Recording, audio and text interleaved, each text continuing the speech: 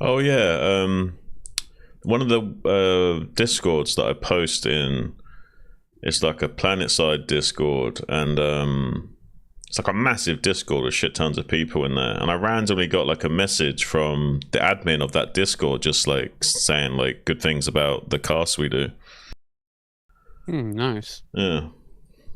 Do you post links in there? Yeah, I just post like links to our stream, like the ASL streams we do, the KCM as well. Maybe I should join so I can post for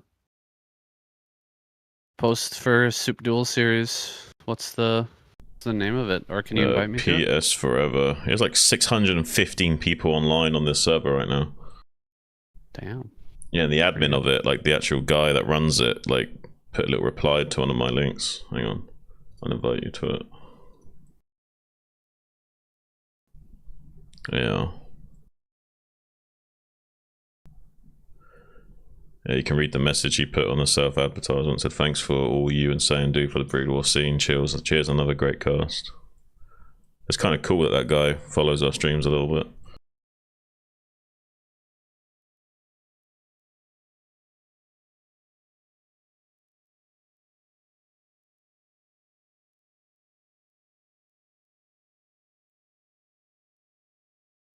Planet Side.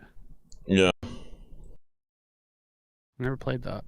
I played PlanetSide 2. It's pretty good. It's pretty hype when it first came out. These guys are all like OG PlanetSide 1 guys.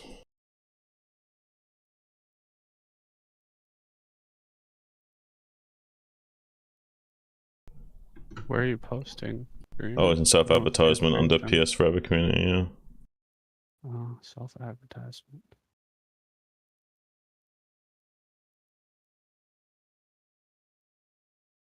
Cool. Oh, it's Nick. I know Nick. Hmm. Yeah. Oh, he's Nick is admin for this channel? That's cool. Yeah. He's an admin for this whole Discord, yeah. Global admin, yeah.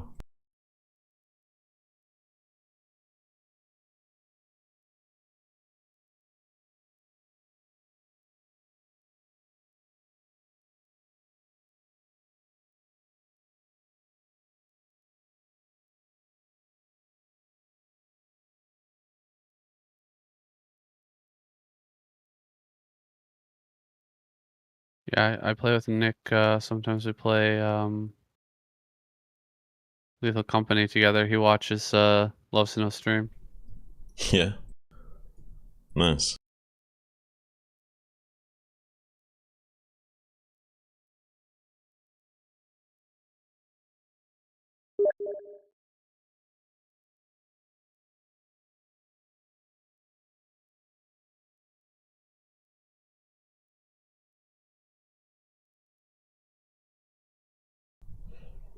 Alright. I think I'm pretty much set up whenever you're ready.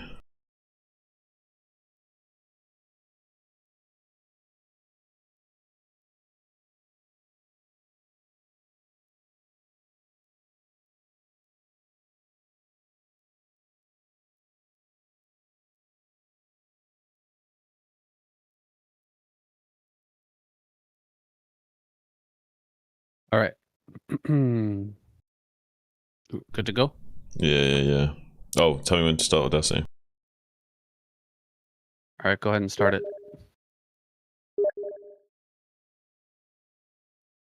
제일 중요하다고 말씀드렸죠. 준비 끝났다는 콜 돌았습니다. 자, 준 결승입니다. 도제욱 대 조일장 대자부의 경기부터 서서히 출발해 보도록 하겠습니다. What's going on, everybody? Welcome back to the KCM. It's about that time, Shun. We're here for another finals. And it's going to be Terran. No, oh my gosh. Hold on. We got to restart. I apologize. I forgot to switch the...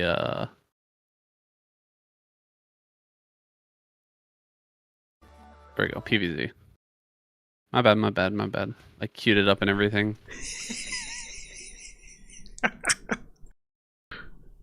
We live, boys. Hey, what's up, Martin? Hold on. 마쳤고요. 네, 준비되면 바로 출발합니다. Okay. Got to restart our Audacity. Okay, one sec.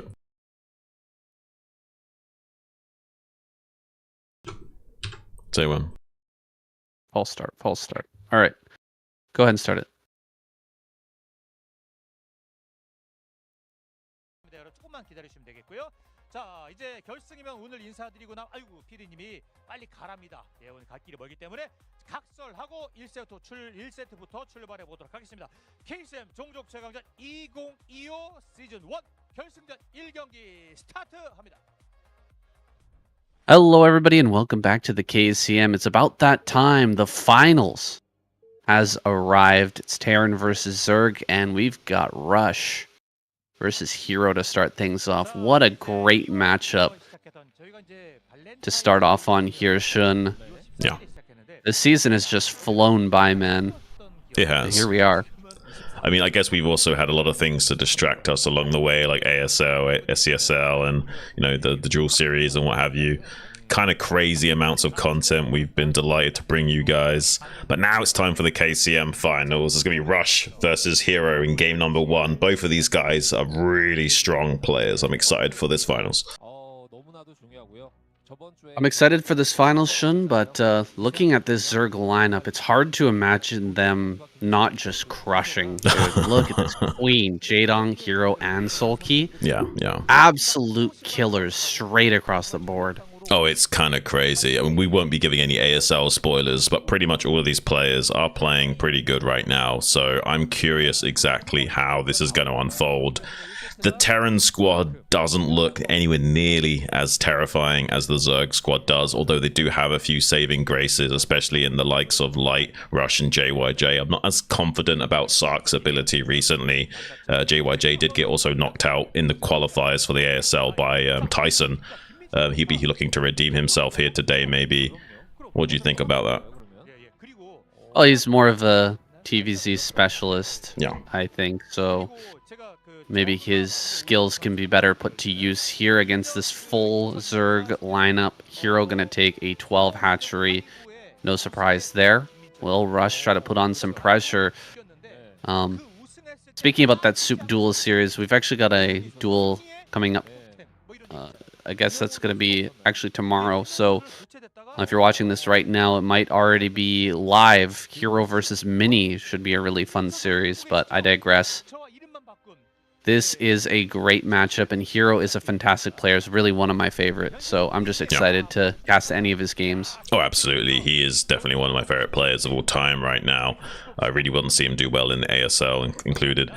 He is going for a 2.5 hatchery this game, taking that gas on 12 and optimizing his minerals a little bit more. Does allow you to squeeze out that extra hatchery after putting down the spire, kind of allowing you to be a bit more economically focused and slowing down your muta timings teeny tiny bit, but not by much. Like, you can still get up to 7 mutas around about the same sort of time because the extra lava provided to you. A bit more of an optimized way of playing the game economically speaking. We're curious to see if there'll be any kind of early pressure out of Rush. You see a Terrans like come out onto the map with their first 1 or 2 Marines quite often these days and try and put on some pressure early on, try and stop some mining in the natural expansion and keep track of the initial Zerglings with the scouting SCV. Scouting SCV is going to see the timing on the lair here. And no secondary SCV to start anything like a bunker, so he's just looking to push away the first drone only. He's seeing that timing now, just right after that 3-minute mark, optimizing his larva.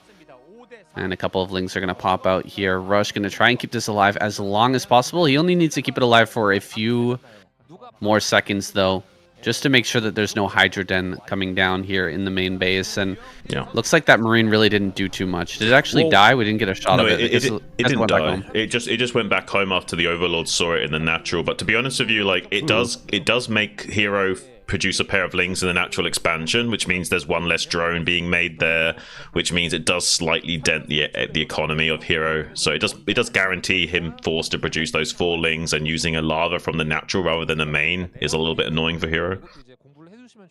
For sure. We're gonna have the 2.5 hatch now.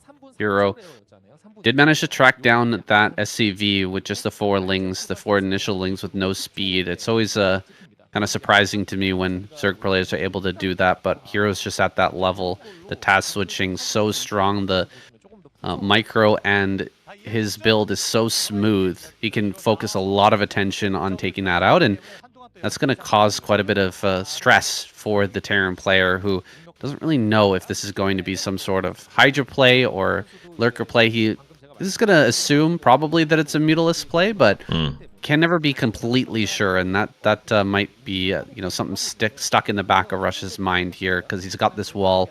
It's pretty vulnerable to something like a Hydralisk or a Lurker bust. And so yeah, it's just a little bit of a nice early gameplay, just sniping that SCV down with the early formlings. Yeah, it does make you feel a little bit uncomfortable as Terran. I mean, you can be pretty sure that the Zerg is going to go for a Spire play. It's just so common these days. But there is that chance in the back of your mind that they might throw down the Hydralisk Den and do some sort of like really early Lurker bust or contain that kind of throws you off. It's kind of why it's important to push out onto the map with these initial Marines and medics early on to kind of shut down that Lurker pressure and buy you time to build bunkers and what have you back at home. Could be a 4-axe play here from Rush. So he really wants to come out onto the map and put some pressure onto Hero. Usually you only go 4-axe when you intend to push out onto the map quite early on and challenge the air superiority of the Mutalisks. That's right, but he wasn't able to come out here and force any sunken colonies. That's due to the early +1. Not going to get that very quick academy with this build.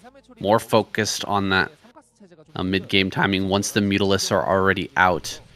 That's when he wants to have the power in those Marines. So just going to sit here behind the wall nice and comfy while adding on these turrets and getting into that range. We'll see if Hero can start to pull this play apart, or will Rush have the perfect defense here? He's pretty strong on the defensive, so I imagine he's not going to take too much damage. Right, and as you can see, it's 7 mutas coming in all at once. That's what we were talking about earlier. You don't quite have as fast of Mutalisk timings, but you go right up to 7 mutas still, so you can come in here and start one-shotting these SCVs. He's looking for about 5 or 6 SCV kills. That's exactly what he's going to get before he starts rotating out of this base. That's all he needed, was a little bit of damage to dent into Rush's powerhouse, so he can't quite macro on all cylinders going into that early mid game, and makes you feel a little bit more comfortable as Zerg, so that the Terran can't just bowl you over with a crazy amount of bio early on.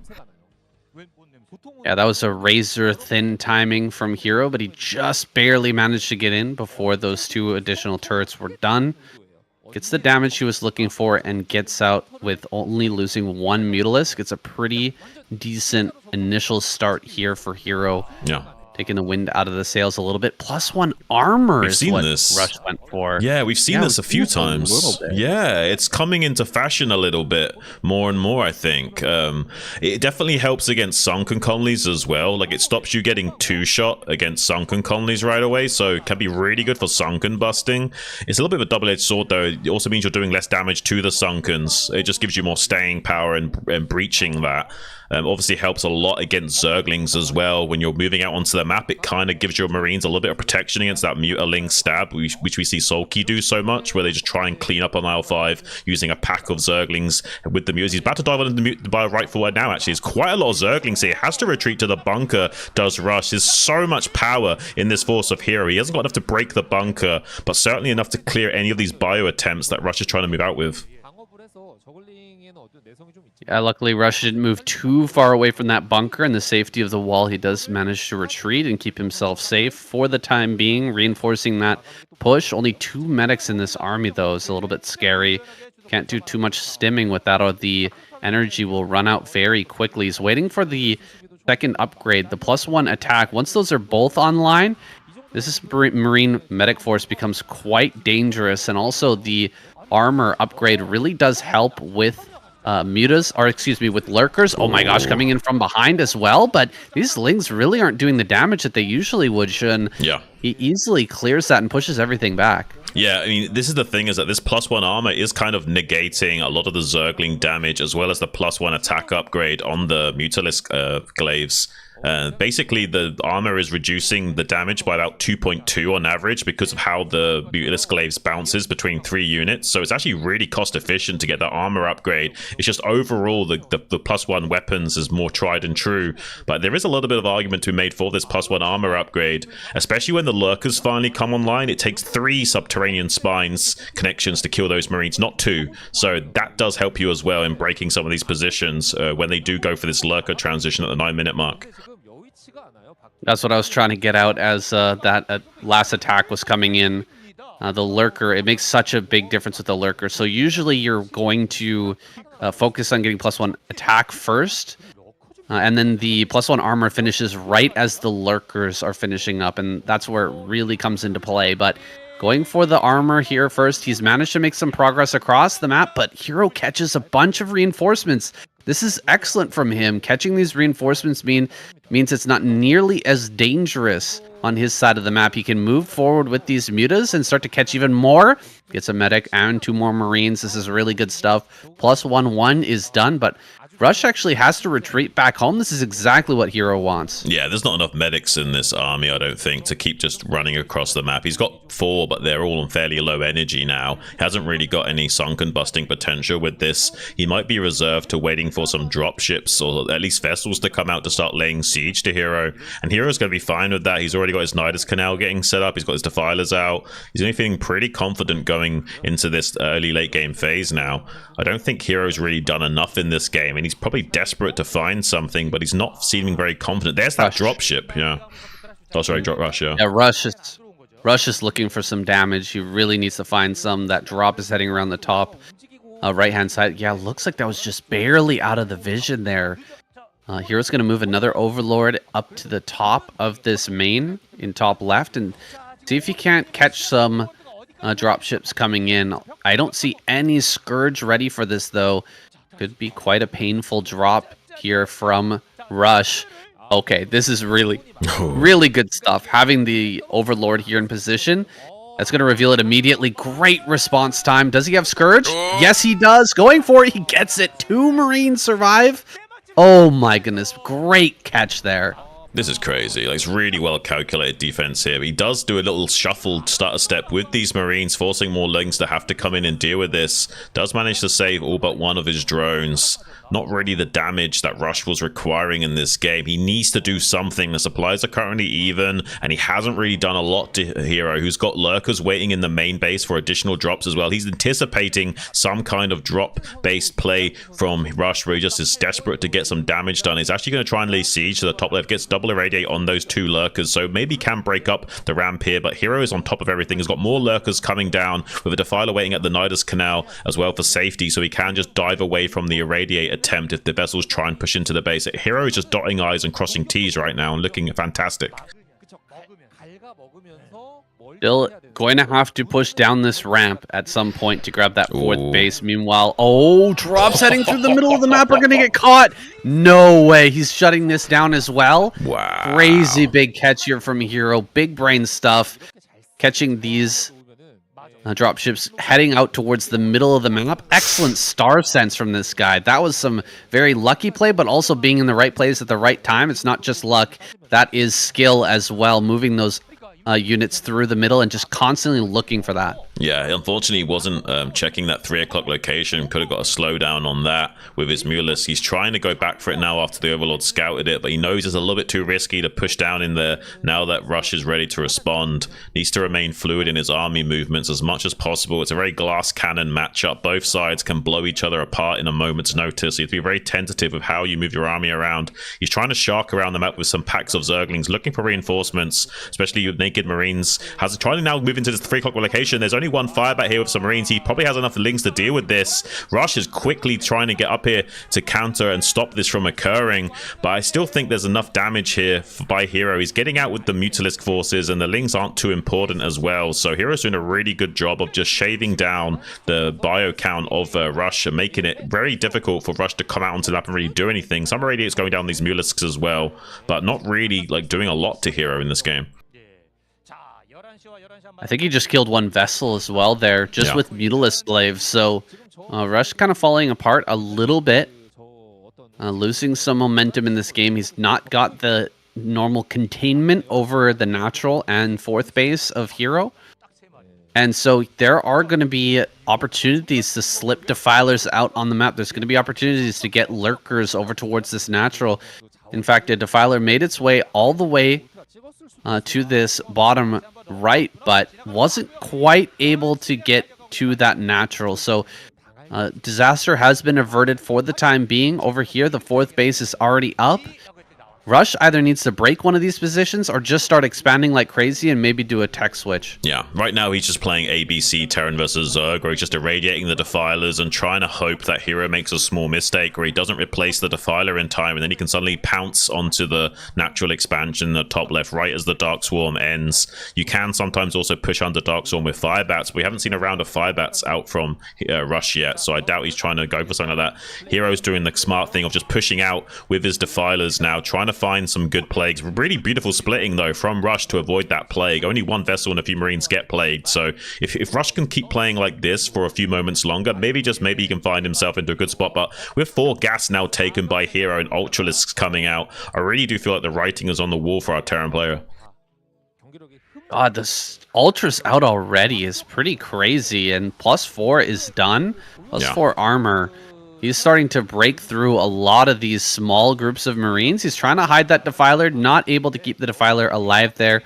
Does get the connection, killing off one of these vessels, and he's pushing over here towards this third base. He may be able to shut that down even before Rush could really power up onto, 4 or 5 bases. He's going to get shut down here, and then he's going to start to run out of minerals there in the natural and main. This is a serious problem for Rush right now, who just doesn't have the muscle to deal with all of these Ultras. He even loses the bunker. Oh, the repair's not good enough. He needed like 2 bunkers here and a repair to even have a chance at holding off against that. Hasn't quite got the Kaiser Blade upgrades on these Ultras. Okay, just now finished that +1, so we can start 2-shotting these Marines with these Ultras as well. That's going to make it very cost-efficient trading against Rush's army. He's in a little bit of pressure now. He needs to make something happen. He's getting on top of the rally point of a couple of Ultras to sandbag any reinforcements while holding on in the top left. There's no Defiler there currently. Rush can actually break through this with good target firing on these Ultras. Maybe, just maybe, he can break through this position.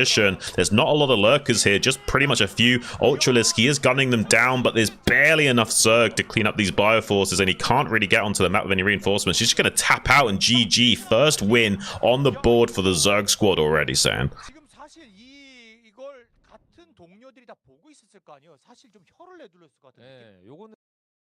Oof.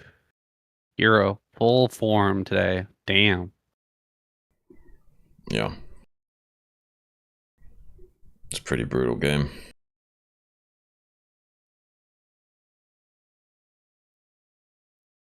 You just put it together. All the pieces.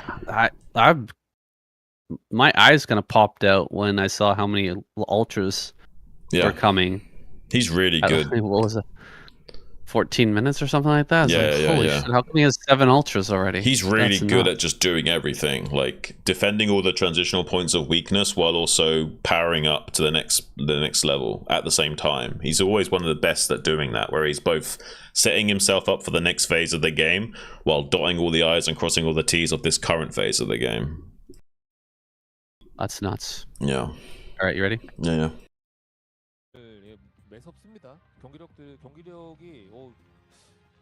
Okay, our next Terran player, JYJ, is spawning over here in the top right. Hero. Showing an excellent macro style that last game. Kind of crazy how many Ultras he was able to make so early. My eyes were popping out of my head when I saw that, but I bet Rush's eyes were even more cartoon-like. Yeah. At that moment, like, where did 7 Ultras come from there at the 14-minute mark, was it? Yeah, it was pretty early on, and the chitinous plating was done very early on as well. It didn't even take that long for the +1 weapons to kick in, to be honest. Like, everything was super crisply timed Really impressive stuff from Hero. That's what's so impressive about him, is he's always hitting not only all his timings to survive the current phase of the game, but he's like dotting I's and crossing T's for the upcoming phases as well. And that's how you need to be a really high-level StarCraft player. You're setting yourself up for better and better win conditions along the line. So you're just stabilizing the current game state while also improving your future game states. And Hero is one of the best at having that forward thinking. Oh, didn't quite get the 8 minerals to build that gas. You can do this little trick where you build the gas before you place down the pool, and then try and get the 50 minerals to build the gas right as the drone is in the end of his animation cycle to still get the gas on time. That's how you get the fastest lair possible. Didn't quite get that. Almost gets the kill on the drone, actually. JYJ bumping bellies with his SUV early on, trying to take out a little bit of the economy of Hero. Luckily, I was able to get that away to safety, though. And a second SUV has arrived. Bunker gonna start. It wasn't an 8 racks. This is just a 1 racks fast expand, so not a huge amount of pressure coming this way, but Hero is going to react with a huge amount of drones. My goodness, is this 9 drones? Yeah. That's even more than with an 8 rack. So getting the exact response that JYJ wanted. Yeah, this is like a fake bunker rush that JYJ's throwing his way, just to pull as much drones off the mining as possible. He even mined a tiny bit of gas there, as well as letting the gas finish, so didn't really have much mineral income at all for the time being. Now going to be throwing on a few drones back onto gas. Did you see how light the lair is now? Like, it's 3 minutes 20 and he doesn't even have the 100 gas yet. This is really setbacking the tech timing of Hero now. It's like reducing his lair timing by about, oh, he's going speed, I think. Speed instead of lair, or was he bank lair in the natural expansion? Gotta get a shot of that natural. It's a possibility that he went speed, and if that's the case, I don't see that working out too well for Hero, because all he needs to do is sit behind this wall. All JYJ needs to do is sit behind this wall, and he should be fine. He's not seeing the layer here either, so that should have crossed his mind. Can he come down to the natural and get the... Okay, there's the layer. Yeah. So it probably was just layer, not speed. It would be a little bit crazy for him to have gone speed. Yeah, I think so. He's just trying to mind game JYJ a little bit, so he's less likely to push out with these naked marines, just with the fear of God that there is some kind of ling stab that's going to be occurring. So that might reduce the chances of doing any further economic damage with these initial marines, and Hero can only make 4 Zerglings and try and play catch up on the tech side of things. But it does set back his lair timings by about 30 seconds overall, without really hiccuping his own timings. That is JYJ's timing. So overall, this is definitely going JYJ favored ever so slightly in the early game. Yeah, for sure. JYJ getting a slight edge. Doesn't mean he's going to win this game. I wonder if he's going for +1 armor as well. That would be interesting. Yeah. These guys are communicating in between games, and I'm sure Light is coaching these guys and calling a lot of the shots for what's going on this squad. But I wonder who is, advocating for the +1 armor. It's especially good against 2.5 hatchery. It's nowhere near as good against just regular 2 hatchery, because there's less lava in general, so you're not making that many Zerglings to support your Mutalisks, right? It's only against the 2.5 hatchery you want to get the armor, because there's a lot more Zerglings to worry about on the field. That makes sense. And so it's possible that there could be another +1 armor build here coming from JYJ. A little bit of experimentation going on the Terran's side of things. JYJ not going to move out until he has these comsats finished. I like that. Also, with that early upgrade coming online, he's not one to try to push out, but some players, some Terran players will try to get the best of both, right? They'll try to go for this early upgrade and attempt to push out just to force those sunken colonies when they're not actually capable of attacking yet. Yeah, and sometimes you'd even see Light do something even weirder, where he delays moving out for quite some time, right when you think you're safe, and suddenly there's a crazy amount of bio hitting you with their range upgrade finishing a tiny bit earlier than usual. So very interesting ways you can play Terran versus Zerg. It's going to be that 4-axe again from JYJ. Terran's wanting to come out onto the map much more earlier on than usual. Sometimes the Mutalist Micro is just so strong that you need that extra bit of production to actually get out of your base and also shove the Mutas out from your base earlier on. He's adding on a lot of turrets here to the natural. I think he may be looking to commit across the map and just try to force the issue over at the Zerg natural. That might be the game plan here from JYJ. We haven't gotten a click on that Marine just yet. See if it is +1 armor or +1 attack. I imagine it's +1 attack, but maybe there's something to be said about this armor upgrade here. It's definitely +1 attack, I think, this time around. Looks like going to be a dive into the natural expansion, though, ignoring the bunker and trying to get on top of the Terran production. It will probably make the Terran units come back to defend this. The Lings can rip apart the turrets while the Mutalisks control on the ramp and try and like burst everything down as it comes up to defend. It's a pretty wide ramp at the bottom, but the eggs make it very tight for the Marines to actually cycle up in here. So Hero abusing that just a little bit, but the main concern is just keeping the Terran pinned back in his base so he can control the game stakes. There's no third base from Hero right now. This might be a bit of an aggressive play with a delayed third base being set up from him, wanting to try and put the pressure on JYJ early on.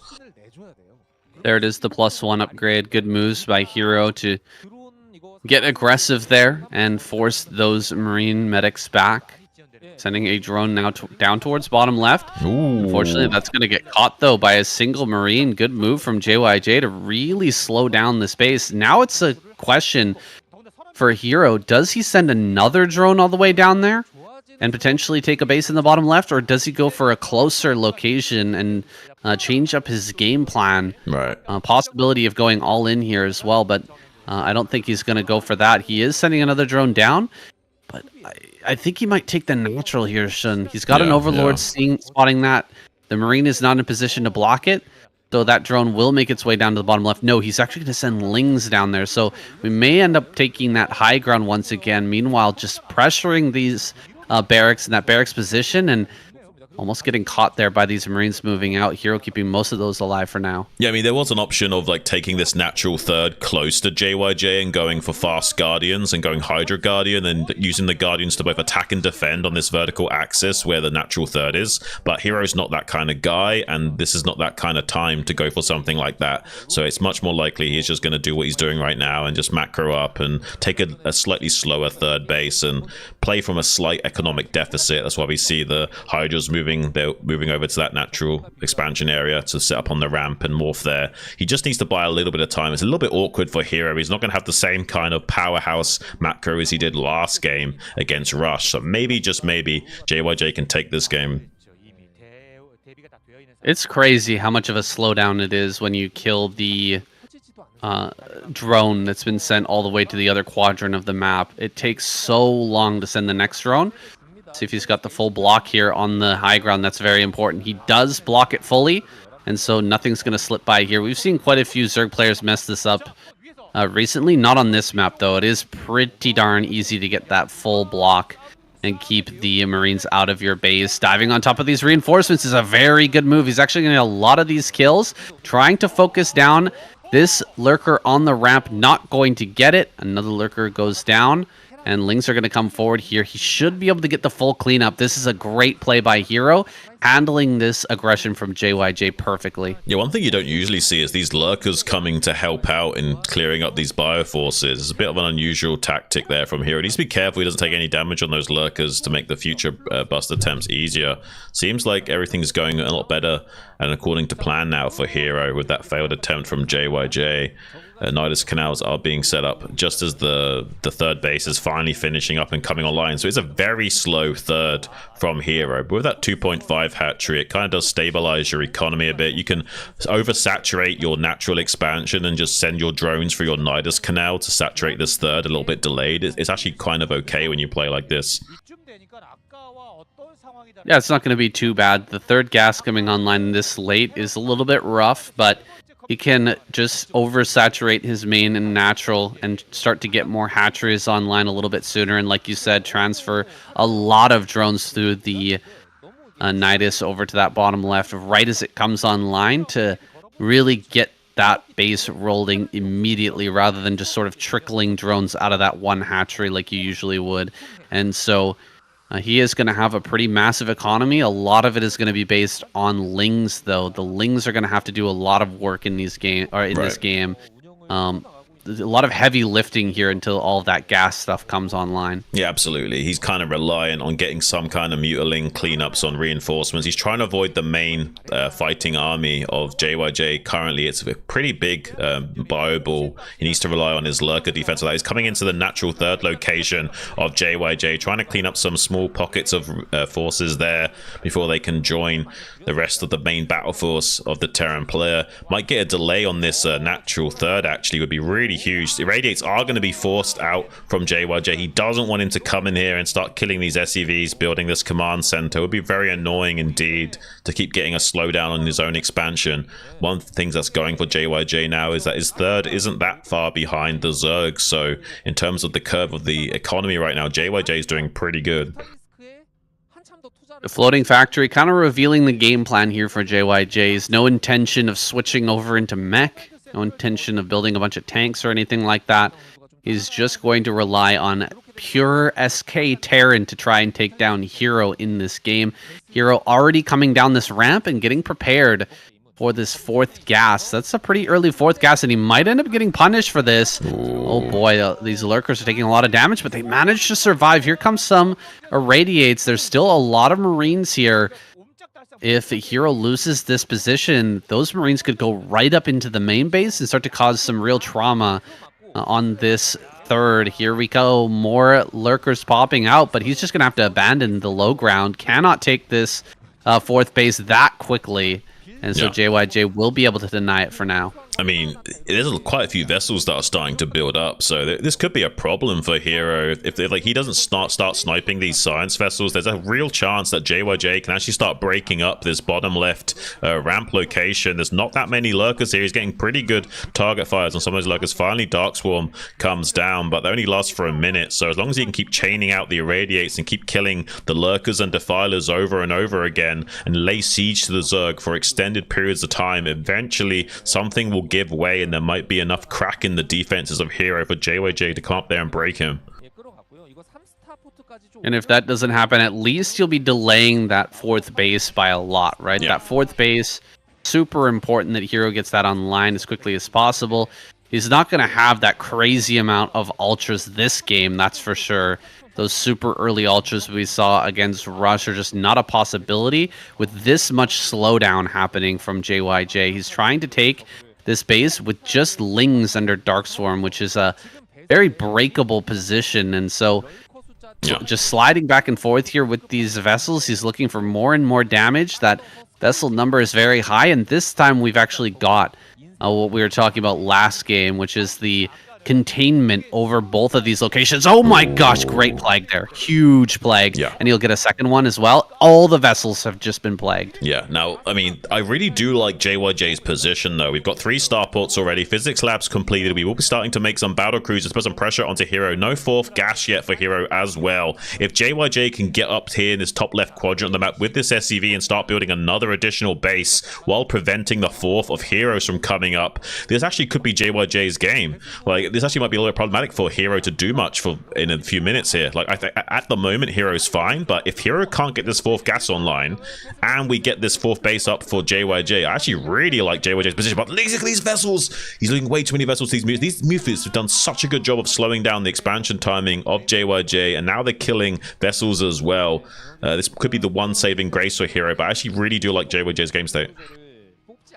Yeah, absolutely. JYJ is looking fantastic. Here they come. Some more vessels. 2, 3, 4. All go down.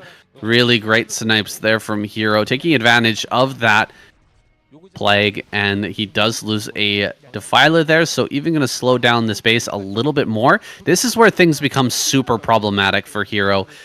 Hasn't got that fourth gas online, and now battle cruisers are coming out. Yeah. Once those battle cruisers start to hit everywhere, he'll have to make large groups of Scourge in order to deal with it, and he just can't afford to do that right now. Right, you have to make 6 Scourge apiece because those battle cruisers will one-shot your Scourge unless you went for Air, Flyer, Carapace, which is actually quite uncommon in this matchup these days. It used to be meta for a while, but now it's back to being the +1 attack upgrade. So those Scourge died a one-shot to those BCs as well. So you have to make 6 per battle cruiser. It takes 5 to kill, but 6 because one of them will get one shot down as they fly in. You can also sandbag with spores, but that's a pretty pretty big plague on JYJ's main battle force right now.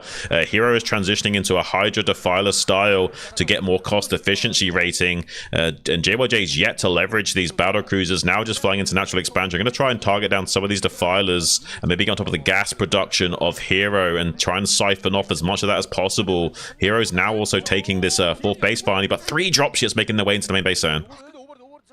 3 dropships coming in right as these battle cruisers are hitting. I love the transition from Hero. It makes a lot of sense considering he wasn't able to get the 4th base online. Goes right into Hydralisk play, but he doesn't have the forces in position in time to actually deal with this. He targets down the Defiler. Big kill on that Defiler. These Marines are going to fight so much better now. The Hydras are really not doing the work that they need to. Battle cruisers over here are going to start to hit these mineral patches. Now the drones are going to be annihilated at that base if Hero's not careful. Getting a Dark Swarm over there pronto, very important from him. Drone's going to be transferred now. These dropships managed to make their way away. Hydra's coming forward here and actually killing off some of these battle cruisers. So he's trading out with the battle cruisers in a pretty efficient manner, but look at JYJ just growing like crazy. Yeah. JYJ looking so strong, triple factory now. Yeah, this is exactly what he needs to do. Just get triple factory tanks to support against the Defilers under Dark Swarm. I mean, he's only just now getting his 4th gas is Hero, so JYJ is actually ahead of the economic curve. His 4th base is already set up. He's just about to start mining his own 4th gas as well. So this is looking pretty good for JYJ. He's also sitting like over 60 supply ahead of Hero, and this is a Hydra Defiler army, so it's still pretty cost efficient. He needs to consider that and make sure he gets a lot of factories going, even some factories being made in the top left quadrant of the map as well, so we can have some defensive tanks made up there. He is losing some of these drop shits, so one of them gets down while the other 2 make their way to the mineral line of the main base. Maybe, just maybe, JYJ can kill some of the tech now. Oh, he's going to kill a lot of stuff over here at the main base and potentially could bust through into this 4th as well. Going to come forward with a plague. JYJ making a great showing for himself after his kind of disgraceful fall in the ASL qualifiers. He is showing that that was kind of a lucky break for a lot of these Zergs out here. He's saying, yeah, you should be thanking Tyson for taking me out because I probably could have knocked you out in the round of 16, round of 8. Some of these Zerg players, if he could take down Hero, I mean, pretty impressive. Take down pretty much any Zerg. Yeah. Honestly, like, unironically, one of the best Zergs out there right now. Only second to maybe Soulkey, and like, yeah, pretty much everyone else. Like, Action's not been playing super good either. Queen's been playing okay, but nowhere near a Hero's level, I would say. There's some tanks now making their way to this bottom left natural expansion area. There's no Defiler here, just pure Hydras trying to hold the line and keep this 4th base alive. JYJ knows the great position he's in, and he's trying to leverage his forces as quickly as possible before any additional utility support comes out from the lava to buffer this. Hero just going to tap out. This is such a well-executed Terran versus Zerg from JYJ, really controlling the game state at every junction there. Really impressive performance from him.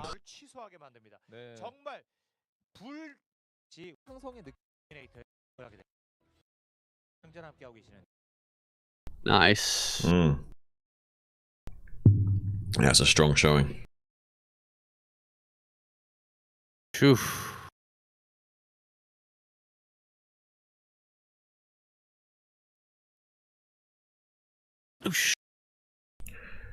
Ready when you are.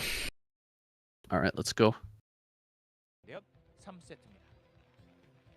이재동 선수가 좀 빨리 나왔습니다.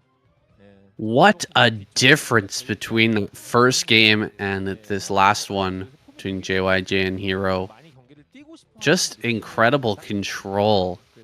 Not just a micro control, but just overall game state control from JYJ. He forced Hero to play his game, and he put on an immense amount of pressure despite the great plagues, despite the excellent control in the early game from Hero with the good damage that he was able to do with the mutas and the cleanups on the bio. Just wasn't enough. He was not able to get that 4th base online quickly enough.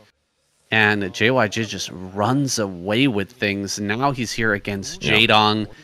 I've been really enjoying watching Jaedong play lately, but is he up to the task of taking down JYJ? I mean, I'll be honest with you guys, JYJ is one of the biggest Terran versus Zerg specialists going right now. He took out, in ASL 15, he took out Sulky in the quarterfinals 3-2. He took out Hero in the semifinals 4-3, and then Mind in the finals 4-1. Like, he's a very strong Terran versus Zerg player. The only real matchup that, you know, kind of gets under his skin is maybe that versus Protoss, which is how Tyson was able to dismantle him in the qualifiers. When it comes to Terran versus Zerg, though, he is one of the best in the business at making it happen. We've seen that on full display.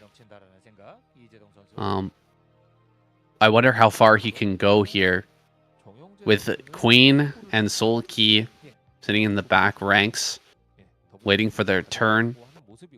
It's going to be a hard lift, a heavy lift to carry this Terran squad if it's all up to JYJ, but still light, very strong Terran versus Zerg player as well. I'm just not so sure about Sock-Shun. Right. Sock, I don't know why he's here. TVT specialist, kind of a little bit out of place in this spot. Right, yeah. Sokka's not really been impressing me with his performance as of late. There's a few games he's even thrown where he had like 90+% win rate and still managed to throw it away on maps like this as well. I don't know, man. Like, I've not been feeling so hot about this player. He Tysoned himself. Pretty much, yeah. Jaedong has done a little bit of a different opening this game. He's going for a straight up 2-hatch lair play, getting that gas, on 10 rather than 12. So optimizing for tech timings rather than lava. So going to be trying to hit a crisp Mutalisk timing against JYJ most likely and put the pressure on early game. JYJ didn't have the same kind of pressure super early on until those 7 Mutas were ready. So sometimes you get into those early Mutalisk timings and start killing the SEVs as they're building turrets and what have you, and really start to put the pressure onto the Terran early game.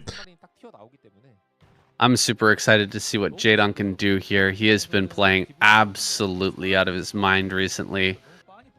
You can see that he's just preparing like crazy for this ASL, and he really does seem to be coming back into his own. I was saying in one of our recent SDS casts that this guy has like the eye of the tiger or something like that. He just doesn't give up. Yeah. Recently, we saw a game between him and Stork. If you guys want to check that out, I believe it was game 3. One of the best comebacks I've ever seen. Crazy good play from Jaedong, and just absolutely relentless, will not die kind of mentality, which I love to see out of him. Yeah, there is definitely a bit of a tenacity that we've seen in Jaedong, especially when he's playing his A game. I think one of the things that makes him such a scary player is how decisive he is. When he sees your army out on the map, he just goes and pulls the trigger on attacking you. He doesn't sit there and size you up for a few seconds and calculate, can I kill this guy? He just knows instinctively there's a guy here and I'm going to kill him. And that's what makes him so scary, is how decisive he seems with his unit control. And when he actually goes in for his attacks, he seems to require very little time in assessing the situation before pulling that trigger. Interesting decision here from JYJ. Gonna go ahead and throw down a factory now. I think this is for mech. What do you think, Shun? What are we seeing out of him? Yes, double factory. There it is. Mech play. Yeah, it's going to be mech. I wonder if it's going to be tech mech, though. Like, the question is this 2-factory tech mech, or is he going to go into like a 5-factory Goliath, attack you right away kind of mech? Jaedong has taken an interesting expansion location. Not his natural third, but this like pocket third, a bit to the right of that. Can be easier to defend. It's further away from the Terran player. Harder to scan, identify if it was a normal SK Terran style play as well. We'll have to see if JYJ can figure out exactly where that's taken. Vulture now going to be coming in to kind of skill check Jaedong and make sure he's got a Sunken on time. Zerglings with speed though. We'll be able to buy a few precious seconds with his Sunken to morph in. Maybe, just maybe, he can stop the Vulture squeezing into the main base, but he will be able to get maybe some drone damage done actually. The Sunken morph is a little bit too slow. Hasn't yet killed much, but he's in the main base now. Jaedong's feeling a little bit of pressure. Doesn't want to have to make Zerglings right now. Wants to wait for those Mutalisks to finish up to deal with this Vulture. So he is going to lose a few of these drones. 2 drones end up going down there at the end. Pretty reasonable handling of the situation. That was a very strangely timed Vulture, right? Yeah. What is it, 3 minutes 30 when a Vulture will usually come out? Or is that when you're supposed to throw down your... That's when you make the creep at 3:30. Yeah, and that's when you make your creep. So I've got that timing in my head, but I was just yeah, that's what you're supposed to make the creep. So that came out at what, like 5 minutes, something like that, just after 5 minutes. It's so a it's just slower. a weird timing. Yeah. He was probably already kind of thinking that wasn't going to be the case, that there wasn't going to be a vulture play, and so he kind of puts it out of his mind, and then it suddenly slides in. It's a weird opener from JYJ, but he's got these Goliaths out now. He's got the turrets in place. Let's see what kind of damage Jaedong can do now that he's built all of these mutas. He's getting quite a few. 3, 4, possibly a 5th one before he loses one of these mutas. That's pretty good. Really good kills there. Yeah, this is looking pretty good already for Jaedong. He's going to cycle into the main base as well and get another 2 or 3 SCVs on the exit. Maybe even the SCV building the supply depot like that. That's really nice as well. Eventually, you have to kind of stay away from the Terran's base a little bit as they build more and more of these Goliaths. They will also split up the Goliaths to defend both of their bases simultaneously. Because one trick you can do is go up to like 2 control groups of mutas and like hit the main with one control group, and then when they come to defend that, you fly out and then hit the natural with the other control group and keep killing SCVs that way. So the Terrans kind of forced to split. It looks like JYJ is going to be putting on the pressure early on though. He's made an early 3rd factory, so it's a bit of a not so much a tech mech play from him. He's trying to put the pressure on Jaedong early and not allow him to drone up too much, but I don't know if he's going to make additional factories and go for like a 5 factory here, or if he's going to go for like a kind of middle of the road, like kind of teching, kind of not style of play, where he gets a starport right now. I do believe that's a starport out on the right hand side of his main base, so it's kind of a middle of the road build here where he's making Jaedong think it's a 5 factory Goliath play, but there is a little bit of tech behind it.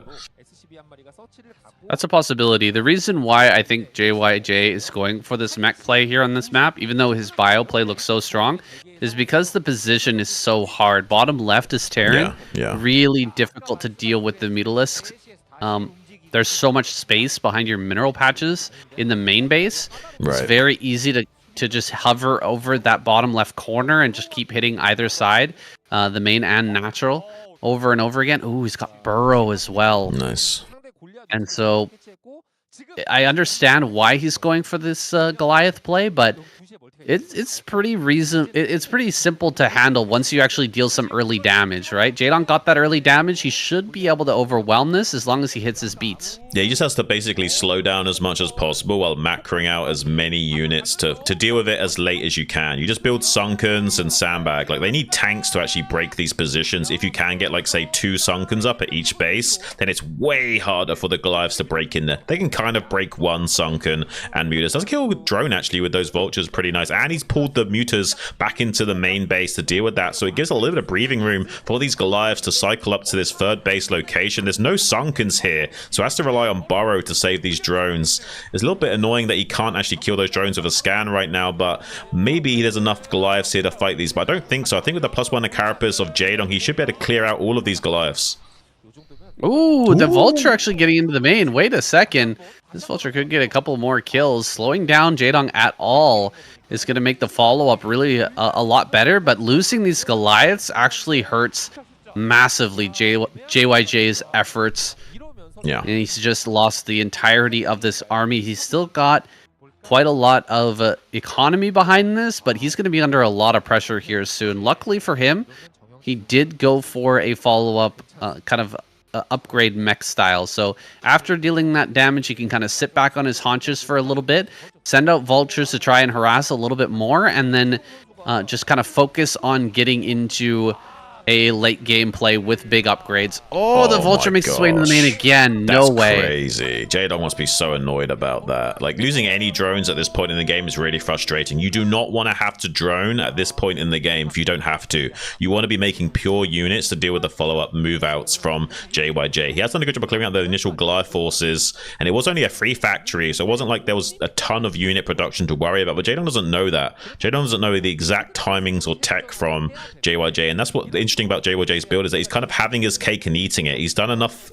pressure to move out with Goliaths and do some damage to Jaedong, but still getting his tech out online. So we'll still have a Vessel transition and Irradiates available to him to provide some utility against these clouds of Mutalisks when he does move out again in the future. Has done also a pretty good job of shaving off some of these drones. Like, he's not even on full saturation right now. He's only just barely going up to full saturation yet again after some drone cycles is Jaedong.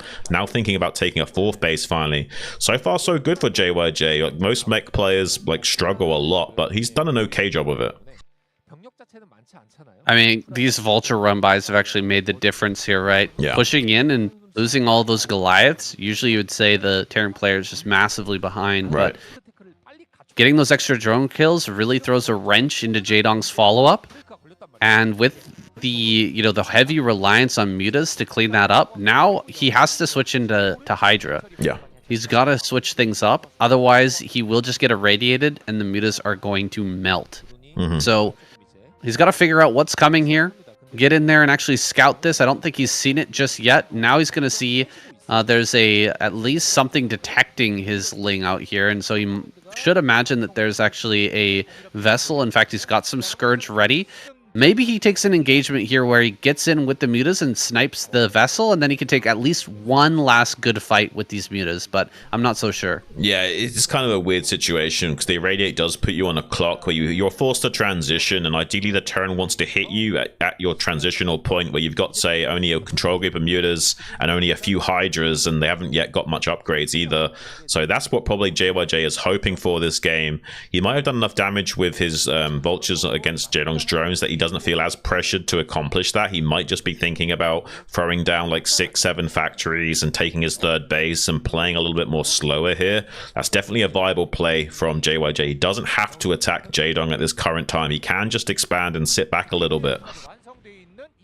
JYJ is pretty comfortable right now. However, Jaedong may be thinking about, how do I get some value out of these mutas that I've made? I've got this huge stack, 11 mutas. I'm trying to make this transition happen. How do I leverage these mutas to actually do something worthwhile instead of just having them all get irradiated and just straight up die? And so we may see him try to dive into the main, try to kill a bunch of SCVs, and bait the vessels back to try and get some hits with these Scourge. Yeah. Looks like he's not able to do that just yet. He's still sharking around, not willing to throw these in just yet, and getting his evolution chambers online. Yeah, basically, I imagine this game is going to come down to even queens. Like, I doubt it's going to be just pure Hydra here. I imagine eventually he's going to be starting to produce like 5 to 12 queens, start banking up their energy. It does take like 2 minutes, though, to get enough energy on those queens to actually start broodlinging the tanks. So it might be some time in the making before we see anything like that. For the time being, it is just going to be pure Hydras coming out to support the Mutalisks out on the field. It will be some time until JYJ has got enough gas from this 3rd gas. Okay, there's the queens. We're going to start off with like 6 and then go up to like 12 very quickly here and start banking a lot of energy. Really do need to avoid the vision of JYJ in a moment like this. Those queens need to go unscouted because, yes, like you said, 2 minutes before those broodlings can start to come out. He needs to wait for that energy. So if JYJ senses that a bunch of queens have just been made, it's a great time to attack. Don't think he's quite seen those queens popping, and so he is just going to hold back for now. Also, a great tool to deal with those queens is that EMP. So we'll see if JYJ gets that online and is able to actually connect with it. Not a lot of queens here, honestly, from Jaedong. He's not invested fully into that tech. Right. And so, he's going to have a middling number of queens when the time comes, but he's not going to have the masses of broodlings that we've seen some players like Solki. Yeah, sometimes you make as little as 5, and sometimes you try and power up to 12 right away. Jaedong's kind of done a bit of the middle of the road and gone for like about 8 or so, and will eventually add on more later on. But for the time being, wants to macro up pure units just in case there's a push coming from JYJ that he needs to stop. He's a little bit concerned turn that JYJ could just move out right now and just squash him. So he needs to make sure there's a crazy amount of units that are pouring out of these hatcheries. Every lava is on hands to try and produce a large enough army to deal with this. Finally, we've got like about 6 queens there, I think. Should be enough broodlings eventually. Still going to be another 30-40 seconds until those are ready to come in and sweep all these tanks out. And that's what Jaedong's doing right now, just buying as much time as possible. And just when JYJ starts to think about taking more of the map is when all these queens are going to start cycling in and bombing all of these tanks out of existence. Those queens getting very close to that 150 energy. There's about as many tanks right there on screen as there are queens right now. And another round of those matriarch units have popped out. We're going to be backing them up into a corner, keeping them safe for the time being. He's even gone into Hive as well. Necessary, maybe not for those Hive units even, but for the possibility of getting the +3 upgrades here on these Hydralisks. Sometimes you can go into Defiler, and it can work out pretty good with the combination of Hydras, and you get that Plague on some of these units. It can be pretty strong, but generally speaking, Hydralisk and Queen are going to be the main driver of defense here for Jaedong. Let's see if he can get in and actually deal some damage with these queens now that they have that 150 energy. He's going to be looking for a bunch of snipes. Yeah, now if these queens do die before they connect with their broodlings, then the broodling actually doesn't count. So that's why you'll see a lot of Terran players try and screen against the queens and have their Goliaths out in front and gunning those down as they fly in. EMP is also a great tempo swing for Terran. You can win the game with one good EMP, so that's really crucial as well. And if you can't do any of those things, then Irradiate is your last resort to minimize the queen count. Look at this force of Jaedong just swelling on the map. Now DMX just coming on the frontal, tank on the periphery. Here come the rain of broodlings starting to connect with all of these siege tanks, trying to soften up the overall Terran metal to make it easier to chew through for these Hydras. Look at that bottleneck though. Jaedong can't break through that bottleneck. He does kill a lot of the tanks, but doesn't get much of a good trade with the Hydras on the ground. So kind of an even trade, I would say, for JYJ. It's a great time for him to push out onto the map right when it'll take a long time for Jaedong to cycle back enough of the Hydras to replenish that force, as well as getting the queen energy online. There are some queens that will be ready to broodling in a few moments here, but they've not quite got that energy. Yeah, more queens have been made, and they've gathered up quite a good amount of energy. However, JYJ on the warpath, still a big supply here for Jaedong. He just needs to bring it all to the fore. Once the tanks have been dealt with, queens rotating around the side, he's been very careful with how he's taking these engagements to make sure that the Goliaths haven't been able to gun those down immediately. And look, he's done a great job of actually keeping most of these queens alive and killing a lot of these tanks. Hydras are actually making some very good headway now. Only 3 tanks left over at the end of the day. 2 tanks, 1 tank now. Really good control from Jaedong overall. He's used up a lot of these broodlings, and he's regaining that energy without losing the queens. So he is looking pretty fantastic at this point. Honestly, getting so much value out of those units. It's kind of crazy. Yeah, this is an over-reliance on D-Matrix from JYJ as well. He's not played an active enough role in gunning down where those queens actually are and throwing out an EMP or something to catch them. He's not reduced the queen count either. So this game is going extremely Jaedong favored right now. Currently sitting on 5 bases worth of economy to the 4 bases of Terran. Doesn't sound like a lot, but when you're traded off that many tanks, it does still very heavily favor the Zerg. They can slowly keep adding on gases, adding on expansions, and just sitting on like 2 control groups of queens, which means like every 2 or 3 minutes you're losing an overall of like 20 tanks. It's just very untenable position for Terran to get themselves into. It's very difficult to break out of it. You have to play a more active role in chasing down where these queens are. He hasn't been able to do that so far, and I haven't seen any attempt with the EMP. Jaedong getting massive value, and it looks like he'll get it again here. Oop. Good target fire there from JYJ. 1 tank kind of poking out a little bit far here is going to become the target of one of these, of some of these Goliaths. Another couple more broodlings come down. Hydra's making their way over towards the natural. JYJ is starting to fall apart a little bit here. He's looking not quite well defended enough at all these different bases. Now that the tank count is so low, there are opportunities to break through a 40 supply advantage for Jaedong. has accumulated, and JYJ is really on the ropes here. He has the economy to rebuild this army into a massive 200-200, but Jaedong's just not going to allow that to happen. He's going to keep punishing. He's going to keep hitting these tanks over and over again.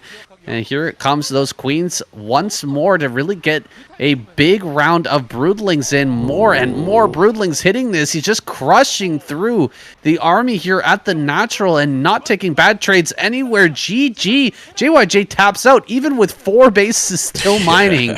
It's not going to be enough to stand toe-to-toe with Jaedong.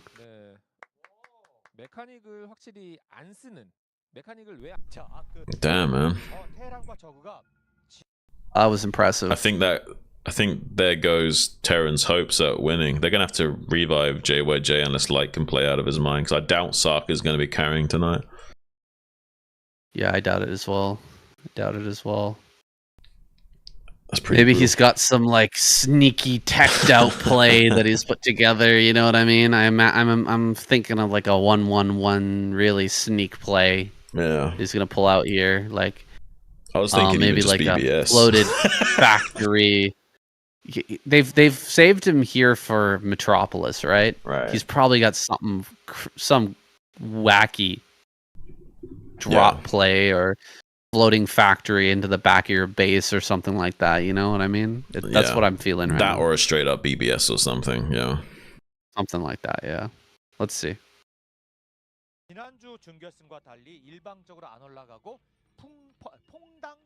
Dude, I'm getting so excited for Jaedong in this season.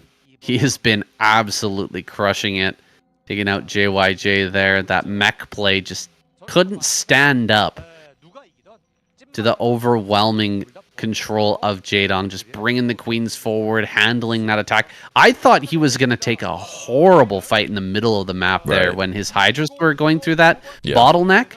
But it turned out to be more disadvantageous for JYJ because the Goliaths weren't able to stop the queens. They weren't able to prevent the queens. There's that wall on the right-hand side that just completely blocked them, and he was able to get huge value out of those queens over and over again. Now he's going up here against Sok. What does Sok have that these other players don't? I can't imagine it. I mean, we were talking a little bit off air. I actually thought he was going to go for like a BBS or something here. You thought he was going for a bit more of a teched out play. We'll have to see what it's going to be. He's going to do maybe a semi wall in on this ramp here. This top right position's pretty good for like building a barracks slightly to the right, leaving one hole of a gap and then blocking that up. Pretty easy to defend as Terran. Or is he going to be taking a gas and fully walling in and going 2-port Wraith? We have seen that as well on this map. So there's the gas. So it could be another 2-port Wraith play. It could be a 1-1-1. Could be a fast dropship play. There's so many possibilities. I'm thinking 2-port Wraith though. I thought he would send out another SCV a bit earlier here and then proxy a factory and try to float it into his main. Yeah, it doesn't look like that's going to be the case. Right. SCV hasn't gone out just yet. Looks like he's just going to send it now. And he needs to start the factory here within the next few seconds when that 100 gas hits. So doesn't seem like that's going to be a possibility. It might be that 2-port Wraith player you're talking about. I think that's probably what we're going to see. I wonder if he walls in with the factory here, or is he going to wall in with the depot? Because you can wall in with the factory, but I wouldn't advise it, because then if they do a link pressure early on, you can just get your vulture like metagamed out of existence and they push in. It's way smarter to not make your factory as part of the wall in, and instead just make a depot there, which I think he is going to do. Yeah, that's what it looks like too. He sees the positioning from Jaedong, or the spawn point. He's down there in the bottom right, still mining with 3 on gas. Indicative of a 2-port Wraith play. That's what we'll say. Yeah. I think we're going to see those 2 ports get thrown down over at the bottom right corner of Sok's base, and I think that Jaedong should be able to realize this pretty darn quick when he comes up here and sees this wall. I think so. I mean, a wall in usually does indicate a 2-port Wraith. You can obviously just build your command center on the high ground and float it down. It's just very unoptimal to do that kind of play, so you don't usually see it. Now, the question is, Is this going to be two-port Wraith? Yeah, it's going to be two-port Wraith. Okay, so this is the most thing that's likely. There was a few other possibilities here, but we both thought that two-port Wraith would be the thing that makes the most sense, and it is going to be that. We do see this build a little bit on this map. It is quite strong. I wonder how good Sark's control with it is, and I wonder if Jaedong is up to the challenge of dealing with it. We saw him handle the mech style very poetically there. Like, his brush strokes were beautiful on the map. Playing against mech can be very difficult, even if you know the game theory. Executing it is a totally different matter, and Jaedong showed that he wasn't any slouch in doing so. And this is going to be another little trial for him to overcome. Has got the perfectly timed Sunken to deal with the initial Vulture arriving at 4 minutes, like we talked about before. Now, can he handle the pressure of these Wraiths coming out? I want to see him get Burrow. Burrow is just so strong in these situations. If you can just not lose drones to this early attack, you end up coming out quite far ahead. Yeah, I mean, this... Excuse me, in most situations. Yeah, I agree with you. You do need a bit of intel early on to know to even get that upgrade, but it's going to get you a lot more value than something like Zergling Speed, for example. It's just way better of an upgrade in these current game states, with the air superiority trying to be seized from the Zerg by the use of the Wraiths, and eventually Cloak will come online as well. It takes a little bit of time for that Overlord speed to finish up and you to kind of re-seize back air control. So it's nice to get that bar out early on and prevent any economic damage, because you can't really avoid it any other way. You can like temporarily build creep colonies to save the drones and things like that, but yeah, it's not really ideal. Like, well, there's the Burrow, but not quite in time. That's too bad. Losing one drone already, even though he has the Burrow. You just saw that he actually returned the mineral, and ended up losing the drone because of it. Oh, okay. Does keep most of those alive. The Burrow, the rest of everything here, buying some time. Has the Spire finished. Looks like one Overlord will go down, but how many Wraiths will be lost here as the Scourge pop? He's going to stay and actually kill a couple of Overlords. Oh my god. Oh my gosh. That's actually a big deal. All right. Yeah, he gets both and he gets out. That's crazy. That means he needs 2 Overlords to actually start producing again, which is a bit of a problem for Jaedong. You expect to make 1 Overlord in that situation, but remaking 2, it's not so easy. You've got very limited lava after making these initial Mutalisks, and if you're going to make a pair of Scourge on top of that, yeah, it's going to be a little bit of time before he's unsupply blocked yet again. A bit of a tempo swing going Sark's way. He needs to wait till he gets up to about 5 or so Wraiths so he can really come in and put the pressure on Jaedong and start one-shotting those drones before he can even start to borrow them. 5 Wraiths are now on the field. Adding double? What? Ooh, what are we doing with double control tower? Is he going fast drop after this? No, it's got to be double Valkyrie. It's got to be, right? Doesn't make any sense. Yeah, it's got to be Valkyries. What is he going to drop? Goliaths? I don't know. Yeah, it kind of doesn't make sense. It has to be Valkyries, but that's kind of wild. Like, 2 Valkyries cost a lot of minerals, saying. Like, in one base, building 2 Valkyries at a time, that's pretty much your entire economy. Okay, this Overlord speed finishes up. He went for the snipe on one of these, but looks like he may end up losing some of these Wraiths. Running away. Looks like he just barely keeps all of them alive.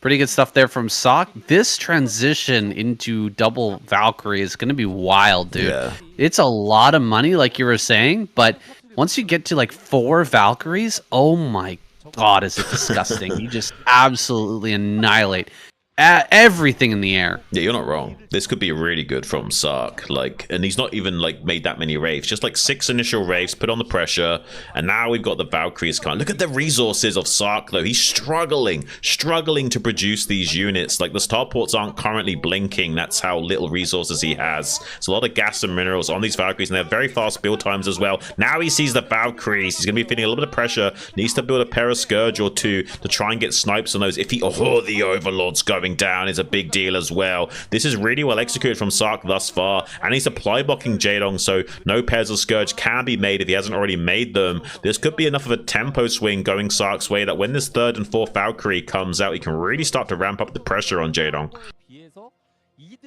Sark can start a CC if he wants. He's got the money for it. He's really kind of strapped for cash when it comes to gas, though.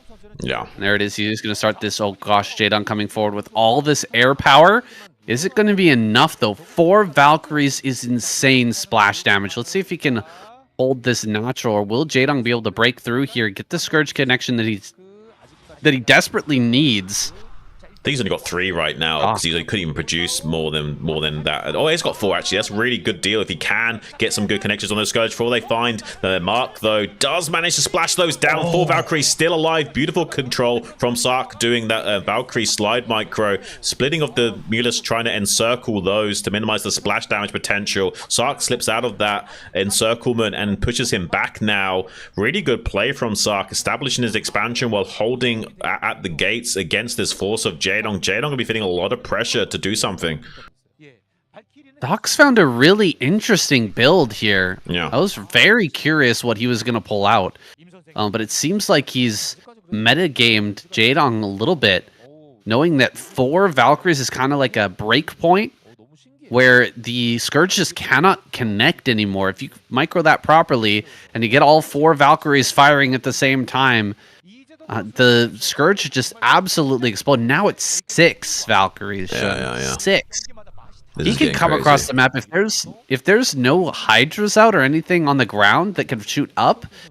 Yeah, I mean he's gonna lose everything in the air. Possibly all the Overlords and all the Mutas, all the Scourge can go down. And I see. Look at this. Jaedong's still sitting here just building air, and he doesn't even have +1 armor. This is getting really scary, man. I don't know if he can hold if this attack comes out here soon. There's no real easy answer. It's not like he can just switch into a ground army either. Those Valkyries will still absolutely ravage the Overlords in the air, like Corsairs will, while the Hydras are busy dealing with the Zealots.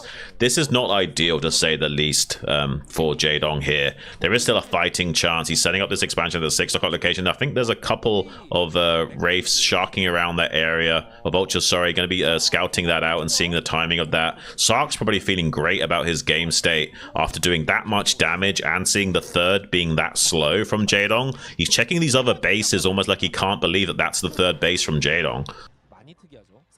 Yeah, he's looking for another expansion, but it's just not the case. Jaedong spent so much money pumping out all of these Mutas and Scourge, plus the damage he took earlier is just not in any sort of good economic position. It really does feel like the plan has come together here for Sok.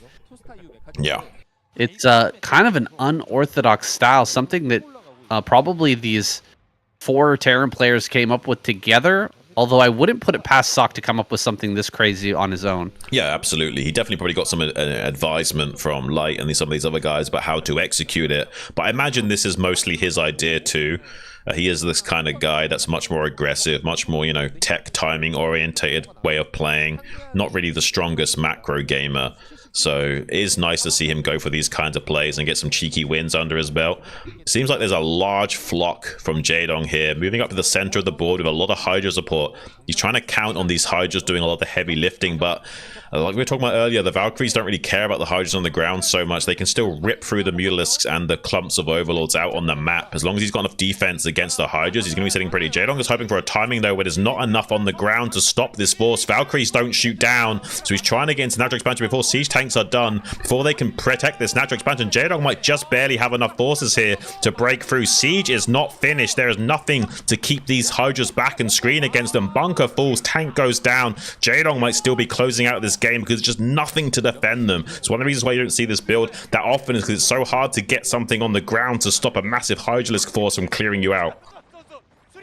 Yeah, I think that Sok just kind of missed this opportunity here. Right as the transition was happening, he's got like 6 Valkyries. Why did he not push out and try to start killing those Mutas in the air? Put the pressure on. He was too scared to lose those Valkyries, those extremely expensive units. Yeah. He wanted to keep them back at home and prepare for a late game with a big transition into mech, but Jaedong just gets in time with that Hydralisk bust, overwhelming the position. I like the idea here from Sok. I think it was a pretty awesome game to just kind of study as like a theory, from a theory perspective. Right. But it's got some work to do. I mean, there is definitely some polish that needs to be done to that build before it can be brought out in a big tournament again. I think in like a very important tournament, like an ASL or something like that.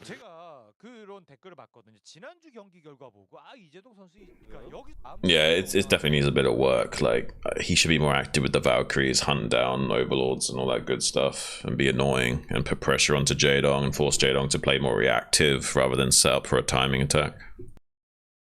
Yeah. Yeah, there was definitely some time there where it was like, if he had just gone across the map with all those Valkyries, you know, he could have forced probably a bad engagement. Maybe just run in with some vultures at the same time. Yeah, he needs like to buy himself another minute or so to, you know, set up mines, set up siege, and then defend afterwards. But if you don't put any pressure onto Jaedong, he can just macro up a massive amount of Hydras. Good timing attack by him, though. Yeah. Pretty smart timing. Yeah. Let's get it. Just realizing that was going to be a nightmare Terran late game. All those Valkyries and then huge amounts of tanks. Yeah, four is yeah. He had like 6 Valkyries though. I really feel like he should be aggressive with 6. Like 4, I can kind of say sit back a little bit, but 6, you got to be a bit aggressive with 6, right? Yeah, just treat him like Corsairs, fly around and you know, start killing overlords and stuff. Absolutely. Anyway.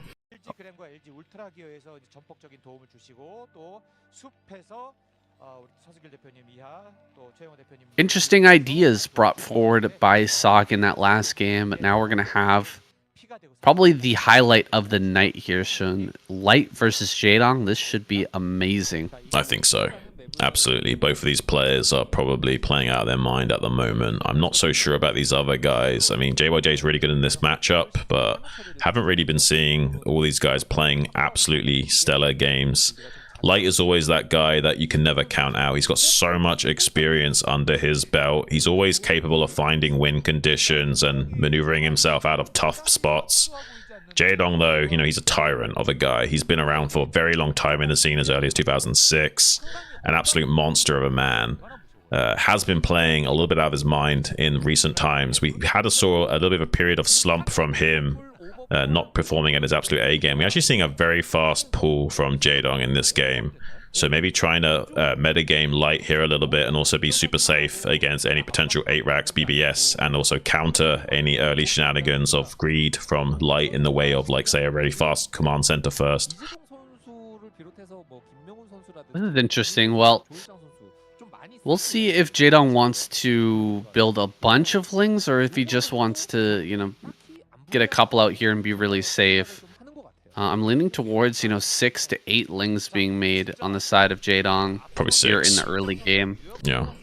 Yeah, if you make 8 and do nothing, it's pretty darn bad. But maybe he can deny Light from coming down the ramp and maybe force him to build his CC up on high ground. Kind of slow things down for him a little bit. We'll see what kind of slowdown, what kind of damage Jaedong can do at this early pool, because Light is sitting up here on high ground pretty darn safe if you just put some SCV on the ramp and you know, Marines behind that. The early meta game was making this fast pool, keeping the Terran contained, and having to float the command center. And something you could do to be even cuter would be sometimes getting that burrow upgrade so that you can also, you know, block the placement of that command center as well, and be a little bit frustrating, similar to how a Terran player can, you know, block your placement of an expansion with an eBay or something. So it can do that as well in a bit of a finesse. Going to be trying to expand very quickly. 3 hatcheries before gas here from Jaedong. So playing a 3-hatch lair style as a follow-up does also give him options to go 3 hatchery all-in Lings if Light does try and play a little bit too greedy in taking his expansion early on. Only 2 SCVs blocking the ramp shows a lot of confidence from Light. Against a 9 pool, you're usually going to be holding that ramp with 3 to 4, sometimes even 5 SCVs if you see any additional Lings. But he sees there's only 6 Lings from Jaedong, and one of the Lings is chasing the SCV scout. So he's feeling pretty confident in just blocking the ramp with 2 and taking his expansion early on here. He knows that Jaedong's goal is to slow down, not to attack at this present time. 3 hatch before gas. It's most likely going to be required to throw down, you know, 4 sunken colonies, maybe even 5 if Light goes for 2 barracks into an academy rush, and I think that's probably where he's headed. He's very far out with this a group of Marines. It's kind of a dangerous position to be in. He is keeping this SCV alive for a long time, making sure that it's not going to be some sort of Ling all-in or Ling attack that's coming his way here early on. Yeah. And he will lose this SCV now. Okay, now he actually needs to go back home with these Marines. He is moving forward for a moment here and kind of just faking, I think, but he actually needs to head back home here pretty soon. Right. He has a nice timing. If he just gets back home with his Marines and waits for those medics to pop out, he can come across the map and force a lot of Sunkens with this build. Yeah, the reason why Jaedong's going for this build in the first place is because of how close to the ramp this third is. You can actually hold the ramp with Sunkens only, and you don't need to get fast lurkers out to defend that. So it's really good for going for the Hydra Defiler style with the early third base timing. Light will want to put on a lot of pressure and force as many Sunkens as he can. Against the first move out timing of 2 racks, you want probably 3 Sunkens, and if they don't actually pull the trigger on attacking and just mass up units, you want to keep adding 1 or 2 Sunkens every minute that the attack is delayed. Eventually you'll need, like you say, like 4 or 5 Sunkens potentially for a delayed assault, and 1 or 2 less Sunkens at this third base because of the high ground advantage. Looks like Light is not going to pull the trigger on like a 5-minute attack. He's gone for the quicker second barracks. And so he's going to be pushing out slightly later with a slightly later stim. But he's going to have a lot more Marines with this. So he's got a big group of Marines, 2 medics. He's coming across the map. If you don't have 2 sunken colonies done and quite a good clutch of Lings to assist that, you're going to be in a lot of trouble. And the Lings are actually over here trying to kill some SCVs. So if Light just goes for this while clearing up with these Firebats back at home, I don't know, it could be kind of dicey here for Jaedong. He does start a 3rd sunken colony. Now we're talking 3 sunken colonies. That's going to hold everything back. But this is quite a commitment. 3 sunken colonies on the low ground, 2 on the high ground. That's 5 drones that have been used, plus all the all the mineral that is required for that. Yeah, this is the compensation that Light is getting from Jaedong having such more extra lava and more saturation potential with that early third base timing. So does slightly even out the scale of power between these 2 players. There is still a bit of an advantage towards Jaedong though. The tech timings of Light are slower because of going for the early academy, and does allow Jaedong now to just sit back comfortably and drone up very heavily while transitioning into his normal tech timings. So overall, I still really heavily favor Jaedong, despite the supply seeming to indicate otherwise. This is a very quick factory here, Shun. This is like a 6-minute factory, by the way. Yeah. Going 3 barracks right into this quick factory. Yeah, could be that tank push. Tanks are a great decision when you're going up against Hydraless Defiler. You're probably going to want, 2-3 factory tank getting produced going into the mid and late game anyway, so might as well get that started here a little bit sooner and try to put some pressure on. Yeah, I think it's a nice decision there. You see Jaedong adding 1 or 2 Sunkens here and there just to buffer against a slightly higher bio count. We were talking about that earlier. If there's no actual attack that comes in, you have to gradually add on like 1 Sunken every minute or so just to make sure you don't completely die to the initial pressure of the turn. And then once your lurkers are done, you can kind of ease up on that. Only 2 Sunkens at this third though. Light smells a little bit of weakness. There's only 4 mutas currently out. He is pre-stimming his bio to rush up this ramp to get a good surface area as much as he can on these forces. There's not quite a lot of Mulisk arriving yet, just 6 now. With these 2 Sunkens, there might be enough DPS in the Gauss rifles of these bio units to make it happen. Hopefully he was doing good target firing with the Marines in the back on the mutas rather than the Sunkens, so there's no mischance, but looks like Jaedong getting the better end of the stick there quite significantly. I did feel like Jaedong's position was superior in this game, and it seems like the game state is now revealing that to be true. Oh, that was a really close hold. I was holding my breath while those Marines were running up the ramp there. Jaedong just barely survives. 100 HP on that sunken colony. A little bit of misplay from Light not targeting down one of those sunken colonies, letting the Marines just kind of fire at both of them, bringing them both to a really, really low count of HP. And finally, at the end there, targeting down one of the sunken colonies, but it wasn't quick enough. Follow-up is starting now from Jaedong. He's got a bunch of Mutalisks to go and start this harassment play. Meanwhile, just going to be pumping out drones like crazy and really fully saturating these 3 bases. Now, some vessels are going to be out here soon. It's just a lot of the wind has been taken out of the sails for this play. Light's not landed this factory. He's not going to be making he's not going to be making tanks. And so I'm not sure exactly where he's going to go with this late game. It seems like he's just going to come across the map and start irradiating everything. But it's pretty easy for Jaedong to just sit here on 3 bases with lurkers under overlords and just be pretty darn safe until he's really ready to move out with all his economy online. Yeah, there's been a decent amount of production here from Light, but losing that much Bioforce to a failed Sunken Bust really does give some room of comfort for Jaedong here to breathe easy while he gets this tech online. Very early Defiler Mound as well. That consume will be ready before 11 minutes, so about 10-minute 30 timing on that. Definitely ahead of schedule by a few moments here. Very difficult for Light to actually break through and get anything done as a result. He might even be resorting to dropships, but because of these active mutalisks out on the map, it's very difficult to get something done with dropships. For sure, and you know, Hydras are going to be out with their upgrades here shortly. He's already got Lurker upgrades, so he will be getting those additional, you know, range and speed upgrades coming online. Bunch of Scourge here. He's ready for any sort of drop play. That 3rd base is pretty difficult to drop as well. Even if you've got the drops there in the corner, it's very easy to bring the Lurkers from the front to actually go and deal with that. Nice snipe there on one of these Overlords at least, but kind of falling short here a little bit. Light not really able to get the damage he's looking for, and now he's going to be forced to expand and try to take this long.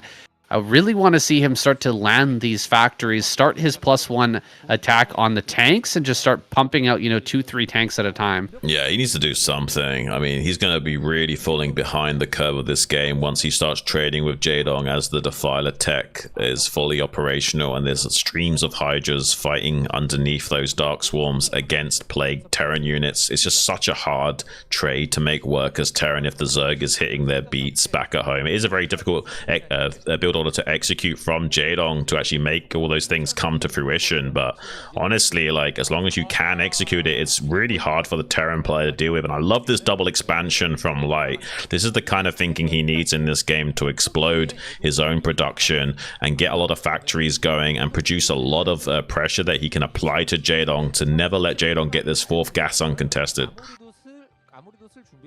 Here we go.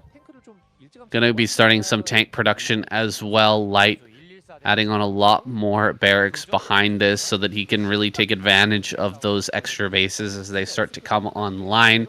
He's been hitting his beats with the upgrades here on these Marines, so he is going to have a pretty good upgrade timing. Going to have that +3 online quite quickly.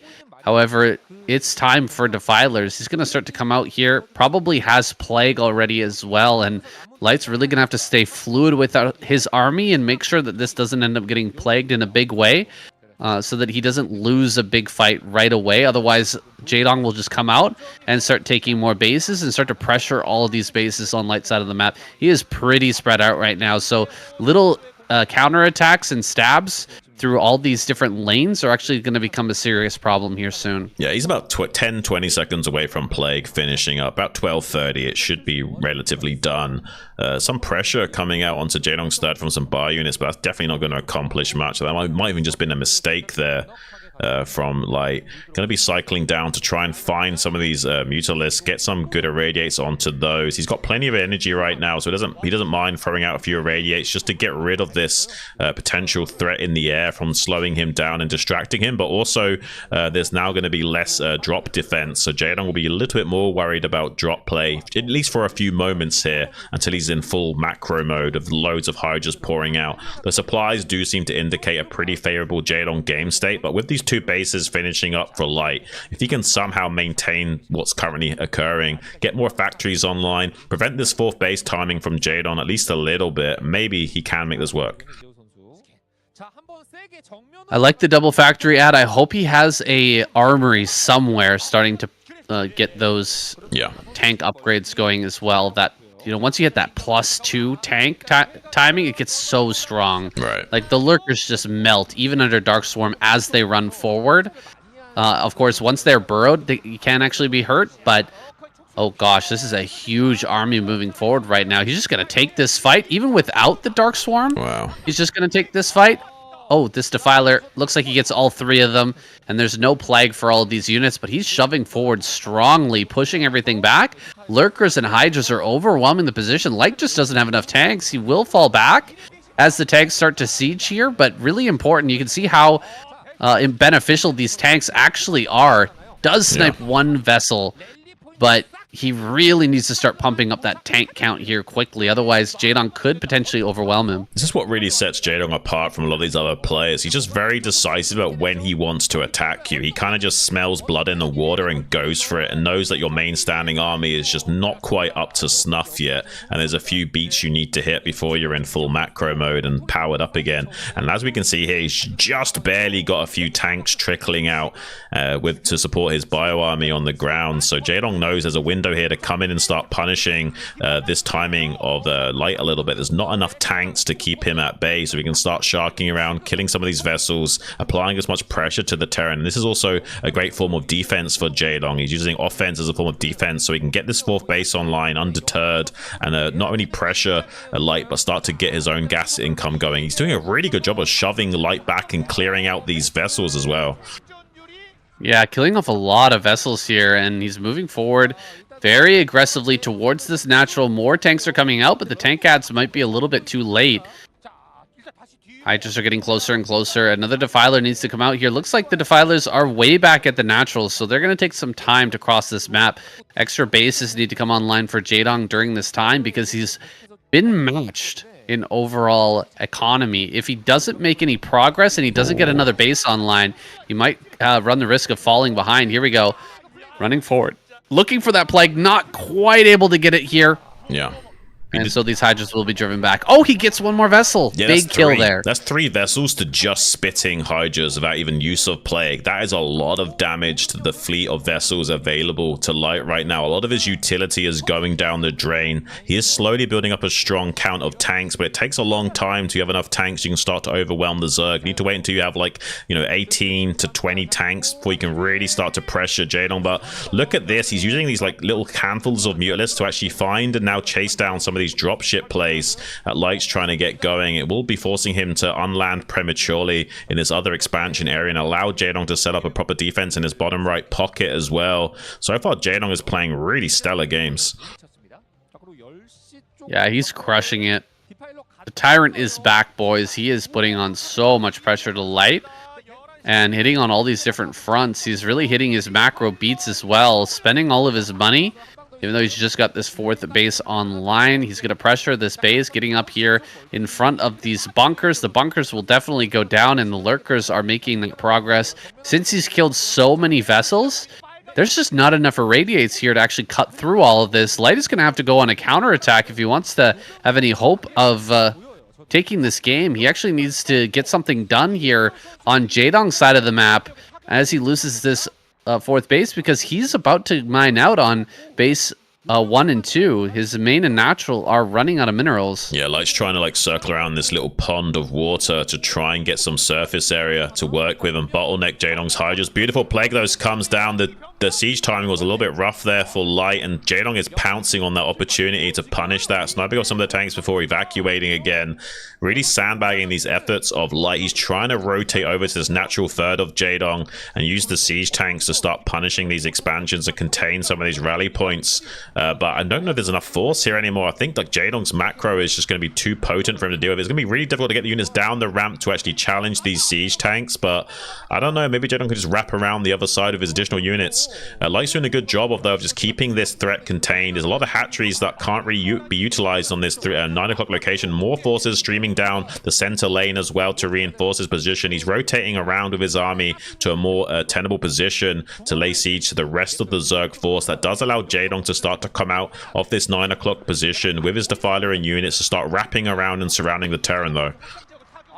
Oh my goodness, he's going to get completely surrounded. We're going to see kind of Jaedong ZVP, excuse me. He's been doing some great surrounds on some Protoss armies. We haven't really seen it for the Terrans yet, but he's getting into a spot where maybe we could see that final giant surround of units. Look at how low he's keeping his money, by the way. This money, like the way that he's spending his money during all of this is crazy. He is just hitting all of his beats with this build, whereas Light, even with his level of skill, sitting here on just 3 bases, he's pulling up a bunch of money. He's got 174 supply and 2,000 minerals in the bank. That's crazy. Yeah, it's pretty crazy. I mean, he's done a great job of trading with Light as well, not really losing too many units to snipe off vessels and tanks. Light is trying to apply pressure to his 4th base location. He needs to actually get into there to actually blow out the hatchery and the Nidus Canal, but the Lurker under Dark Swarm will just tank damage infinitely until that runs out in about a minute. And now going to be cycling forward with another Dark Swarm to pressure out the siege tank line. Jaedong is just doing everything that he should be doing right now and making it look a little bit easy. He is a little bit down on supply, 125 to 170. You would think that that'd put the Zerg in a little bit of a pressure situation, but with the Hydra Defiler, it's actually very efficient with low count of numbers. So as long as you're hitting your beats and still using the spells of the Defiler, you're in a good spot still as Jaedong. Just need to keep finding those plagues and keep reducing the tank count, and then he's going to be feeling fine about this game. He's only just now taken the 4th base again, has Light. Not really been able to mine the gas that he needs to produce the tanks he needs to kill Jaedong. Kind of the last minute 4th coming up there.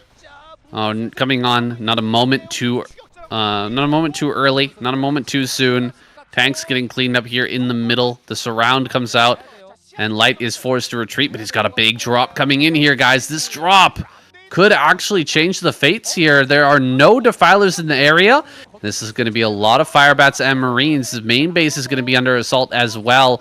Immediately pulling a lot of these drones out. Light's going to save, or excuse me, Jaedong's going to save a lot of this, and Light could do some damage to the infrastructure, but he won't get that many drone kills. Actually, this is being dealt with pretty reasonably by Jaedong. Wait a minute, though. A lot of these Hydras are just getting kind of bunched up behind each other, and the Marines were able to trade well. If there was a couple of medics in this, he could actually kill a lot, but as it stands, only 3 Marines left, and he might only get the spawning pool. Yeah, Jaedong is actually thinking about a counterattack right now. He wants to get on top of this 4th base yet again from Light. That's like the bastion of hope for Light. He's also trying to set up a 5th in this bottom right pocket, but I believe Jaedong's going to slow that down and get the cancel on that. Trying to get surround on some of those lurkers, maybe. If he can start to pick apart Jaedong and force him to fall apart a little bit at the seams, he's trying to keep too many plates spinning, and he can't quite handle it. That's a way Light can win this game, by forcing him to put out too many fires, and he can handle. But Jaedong seems like he's stabilizing already. He's also got his units into a pretty good spot to start setting up surrounds. If Light does commit to a vector of attack here, it's got a few Dark Swarms as well to kind of keep this army isolated in the center of the board.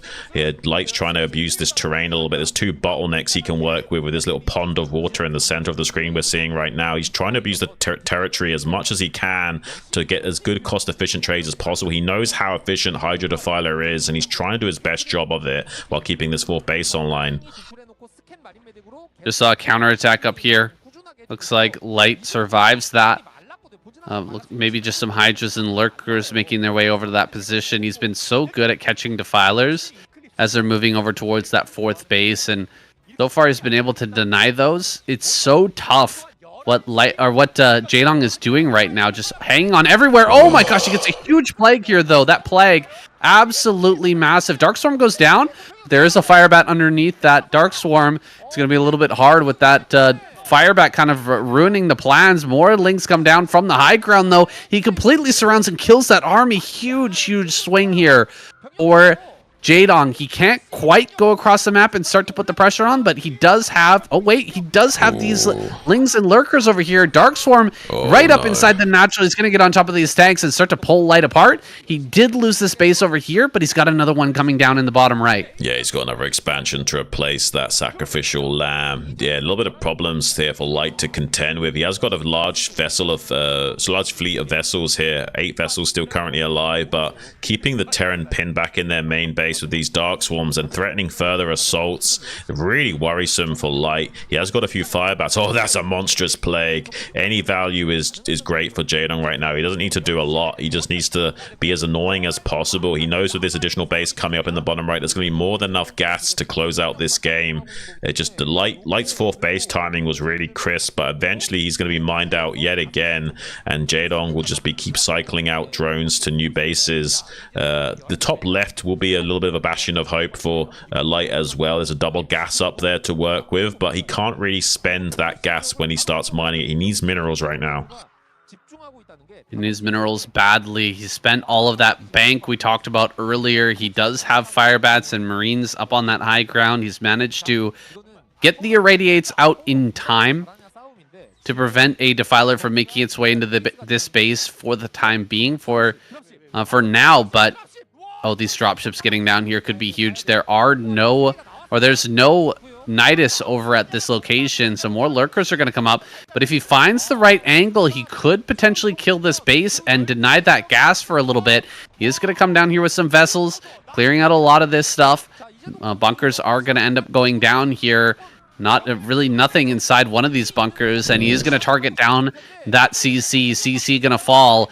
This is looking bad for Light. He's managed to kill a base, and he's slowed down the economy of Jaedong by quite a lot, but his economy just took a massive hit. Can he hold on and retake this base? These counterattacks from Jaedong have been really crisp. Like, the moment that Light starts to get something working for him, Jaedong is there to just punish him at every junction. Fourth base going down now is a bit nightmarish for Light. It's great that he killed that base in the bottom right and all, but Jaedong's got another base coming online towards the 10 o'clock as well.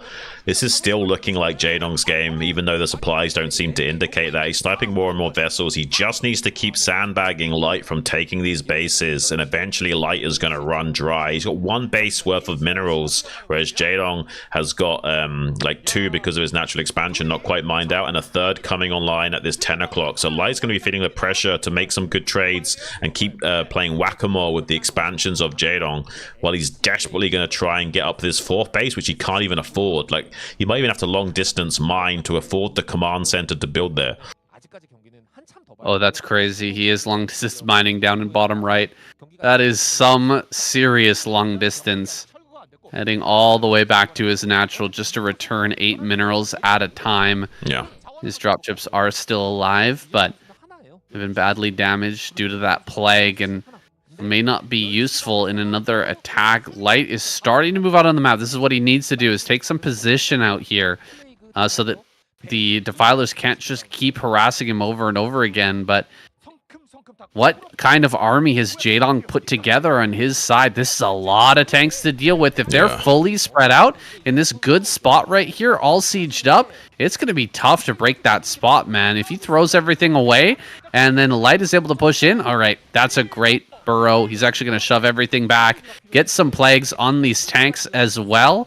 Pretty good trading here for Jaedong. He's got that. Oh gosh, he's coming in from the south as well. Oh, the lurkers get underneath. Huge plague as well, wiping out a huge chunk of this army. Dude, Jaedong just handles this perfectly. I mean, that looked like a little bit of a scary attack there from Light, and just, you know, I mean, you need to rely on good plagues to stop an army like that, but Jaedong always seems to make it work. Just when it looks a little bit scary, he's got barely the right prerequisite tools to deal with that, and the execution to back it up as well. He's finally got this base set up at the 10 o'clock position, going to starting to mine that. No base additionally set up for Light here. He's barely going to afford to make a command center in the bottom right pocket. He's lost all of his tanks yet again. He cannot afford to replace those. He is mainly reliant on these irradiates. Now, has this floating CC out at this base location, needs to find the multitasking to set that to land so he can start mining additional bases, because he's really strapped for cash right now. Strapped for cash. He does have enough for a CC, but he hasn't thrown one down in the bottom right just yet. I think that Jaedong's going to move to actually take that out. Yeah, he is going to move in here and throw down a Dark Swarm. Once the Dark Swarm's on that ramp, he can deal with the bunker, no problem. There's a drop coming out, but there's so many units here for Jaedong. He is 50 supply behind, but somehow his army feels bigger. Yeah. This is the thing about Starcraft. Like, the supplies doesn't really tell you the whole story. You kind of need to understand the game state as well to really digest what is happening on the screen. And I'm sure you've heard Artosis talk about it a lot. Zerg can do a lot with a little. Dropship coming into this the main base won't actually do a whole lot. Like, there's only tech there, so as long as Jaedong's got a few units to clean that up and not lose his tech buildings for free, he's going to be feeling fine about this. There's not really a lot that this dropship can accomplish with a few units ready to respond to it. He's going to be sharking around. It'd be actually a good idea from Light if, like, that dropship is just empty and he's just trying to draw the attention of Jaedong. Well, this is the real drop. It's actually going to be dropping here in the natural expansion. There is actually some drones there mining gas. Can also kill these Nidus canals. That is a bit of value there for Light. That is actually the kind of moves that you do need to make to start a comeback, because that does shut down some of the unit flow of Jaedong, and the infrastructure is a little bit disrupted if he does kill that Hydra Den. Maybe he can make this work, but I don't think it's going to be transpiring. Jaedong has still enough tools available to him to keep these bases online. Light finally taking this additional base by landing that command center, but it's taken him so long to do so. Jaedong mining on 2 bases, Light mining on 1. Still economically viable for the time being. Actually, at least I think that 3rd base is pretty much mined out. How close are we on those minerals? Because pretty close. I imagine those must be very, very low. He never stopped mining that, and he took that 3rd base pretty quickly. Yeah, I imagine like 30 seconds to 2 minutes max, and then those patches will start to be all but dried up.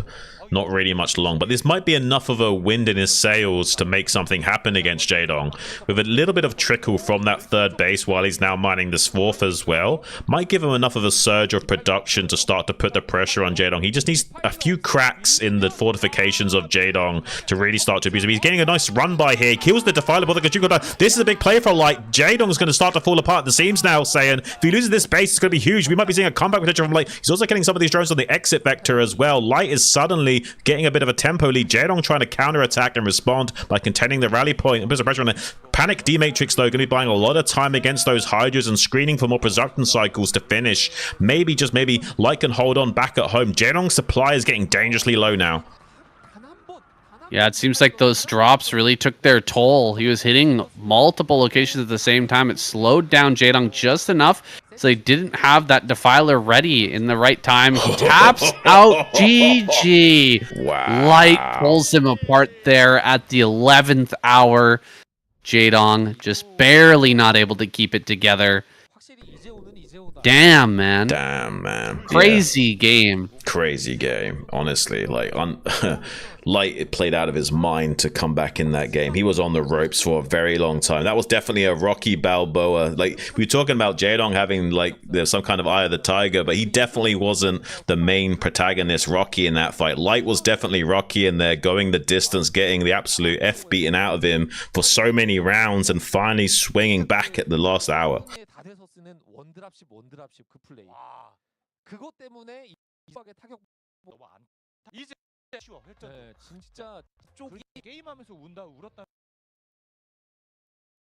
You know what? I'm already predicting there's going to be people What's that? in the comments saying like, what are you talking about? Jaedong was clearly behind in that game. And if Jaedong won, they'd be talking about Zerg being OP. So it is what it is, right? Yeah. you can't please everyone. I'm gonna quickly run to the bathroom. Give me like a minute. All right.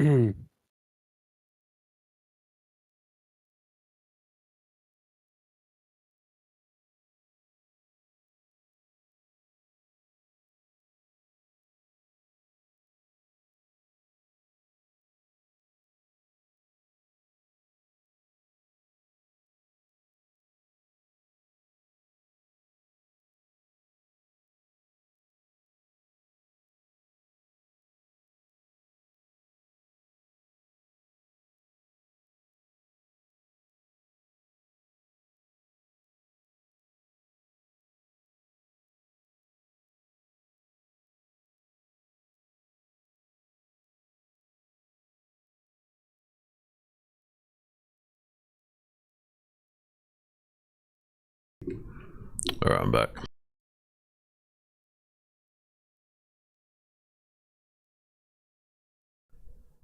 All right. Yeah, let's get it. Okay, let's go. 얘기는 못 들어봤는데 육아하면서 울었다는 얘기를 들어서 네, 맞아요. 그러니까 이제 임진묵 해설도 육아를 해보시니까 알죠. 쉽지 않다라는 거.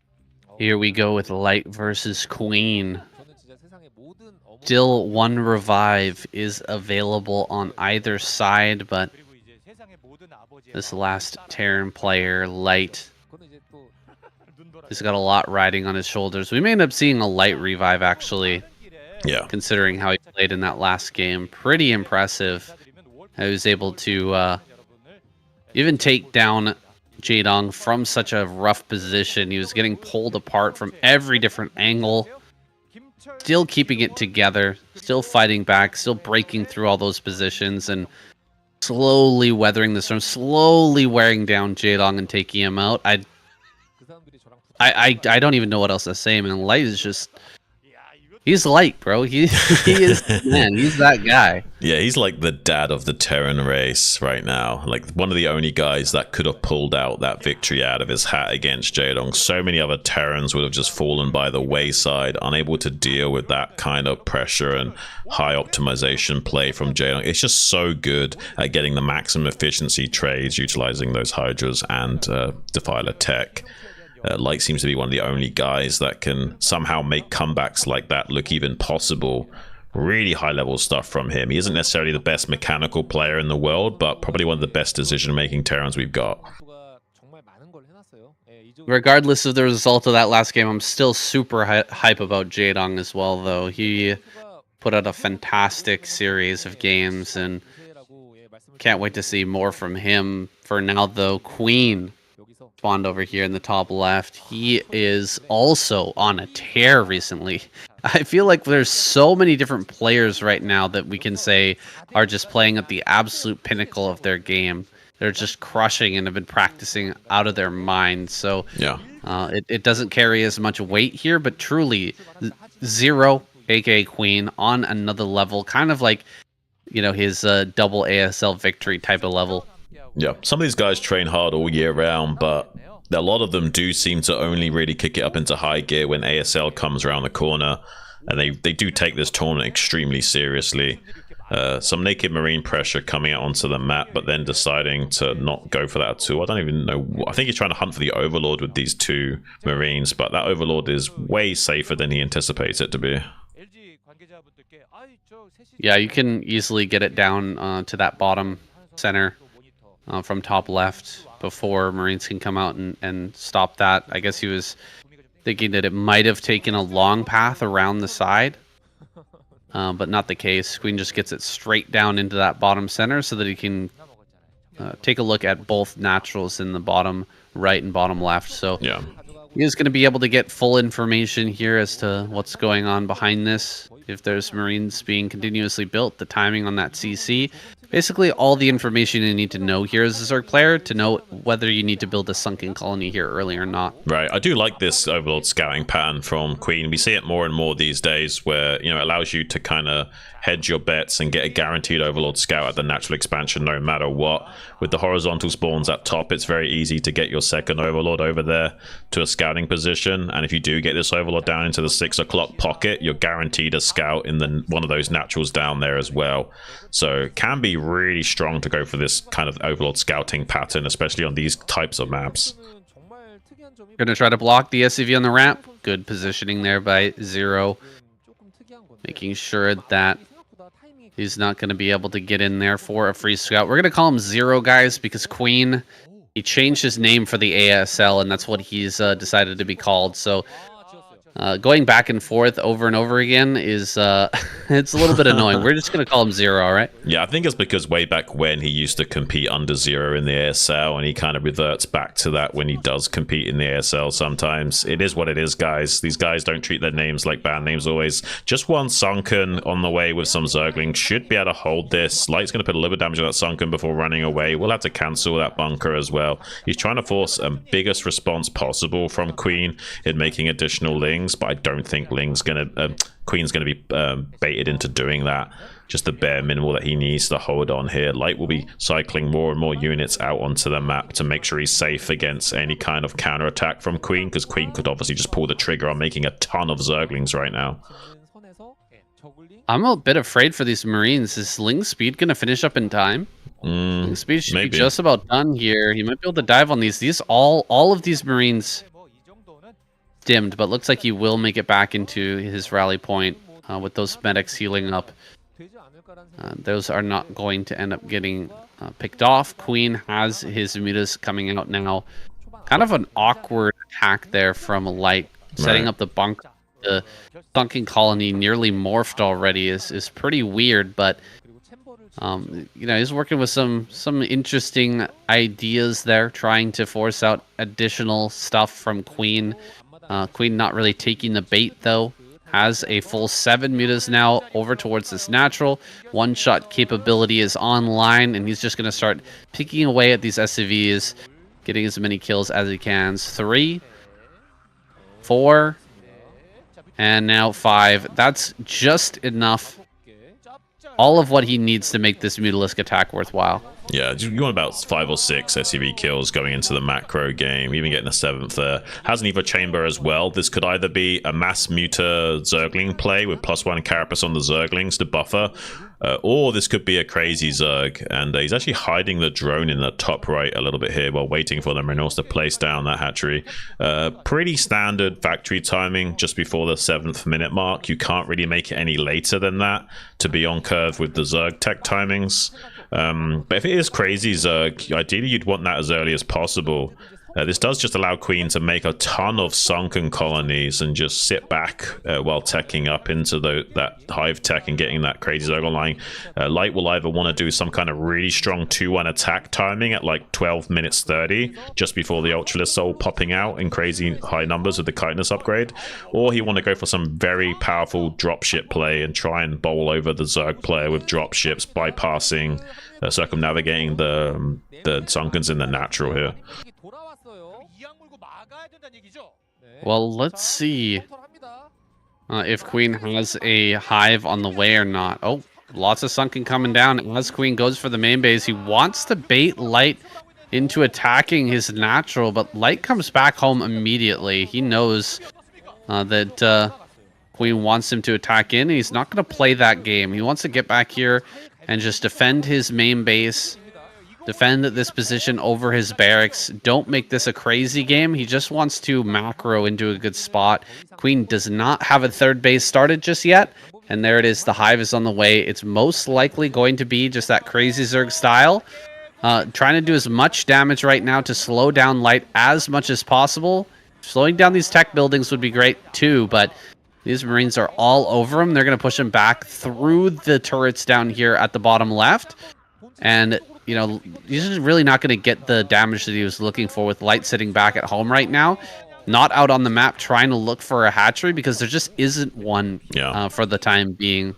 It does mind game Light a little bit. He's kind of paranoid, like, is this a 3rd base or isn't it? He now will start to figure out that it actually is, but not knowing where it is on the map will really start to haunt him. Like, if he scans this top right and sees no hatchery, he'll then start scanning other locations. He is now rescanning it in the top right to confirm it. Does see it up there. Now he can start to have some better decision making in how he wants to combat this. He knows there's not going to be much defenses over there, so that's actually a pretty good win condition to get this hatchery sniping. Queen knows that. Queen is waiting for a backstab while these forces move out to kill this, and using this 3rd base as like a sacrificial lamb for him to come in and do some more crazy amounts of damage with these Zerglings coming in to back up these Mutalisk clear. Yeah, these Mutas are going to start to force the Marines down the ramp. And he could come in with the Lings. Actually, he's going to go up top to try and save this base. I think he sent a drone down towards bottom left. I thought that was a drone. Maybe it's not one. Marines go ahead and get up onto this high ground. I don't think Queen is quick enough. He'd like to have the Mutas up there on the high ground to actually deny the Marines coming up the ramp and then bring the Lings in from behind to actually start annihilating this force. Going to come forward now with all of these Lings. I'm not sure if he has that +1 done yet for the Lings on that Carapace, but the Lings are just melting here, as are the Marines. The Marines will all go down. It looks like he does manage to survive. over there in top right. He keeps that base alive for now, and he's got even more Lings coming to wipe out this follow-up force. Yeah, it's a nice cleanup from Queen, to be honest with you. I really did think that Light was going to be able to get up onto that high ground in the top right and then get the hatchery kill eventually. Queen just barely hanging on by a thread. Doesn't want to transition by just allowing that base to die and go for a counter attack. He wants to have that third gas online to guarantee the game state. Well, with 900 gas per minute, you can build quite a few Ultralisks. He's going to be feeling much more happier having that additional gas online. He could have gone for a counter attack and allowed Light to kill that, but it would be a little bit of a risky play to go for, especially with a lot of turrets to worry about. I think I really do like Queen's game state, actually. Like, I feel like Light isn't going to be able to do much to stop this Crazy Zerg getting underway.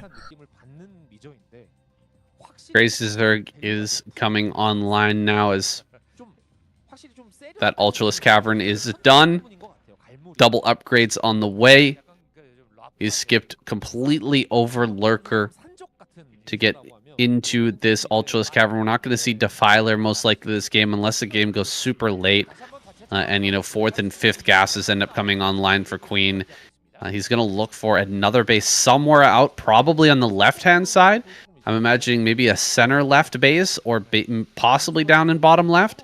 But he needs to start taking bases kind of almost randomly out on the map in order to force Light into attacking in different directions. And you know, just kind of splitting up his forces so that the Ultralisk can get good trades, catch the forces in transit. Light for now, though, just sitting back at home.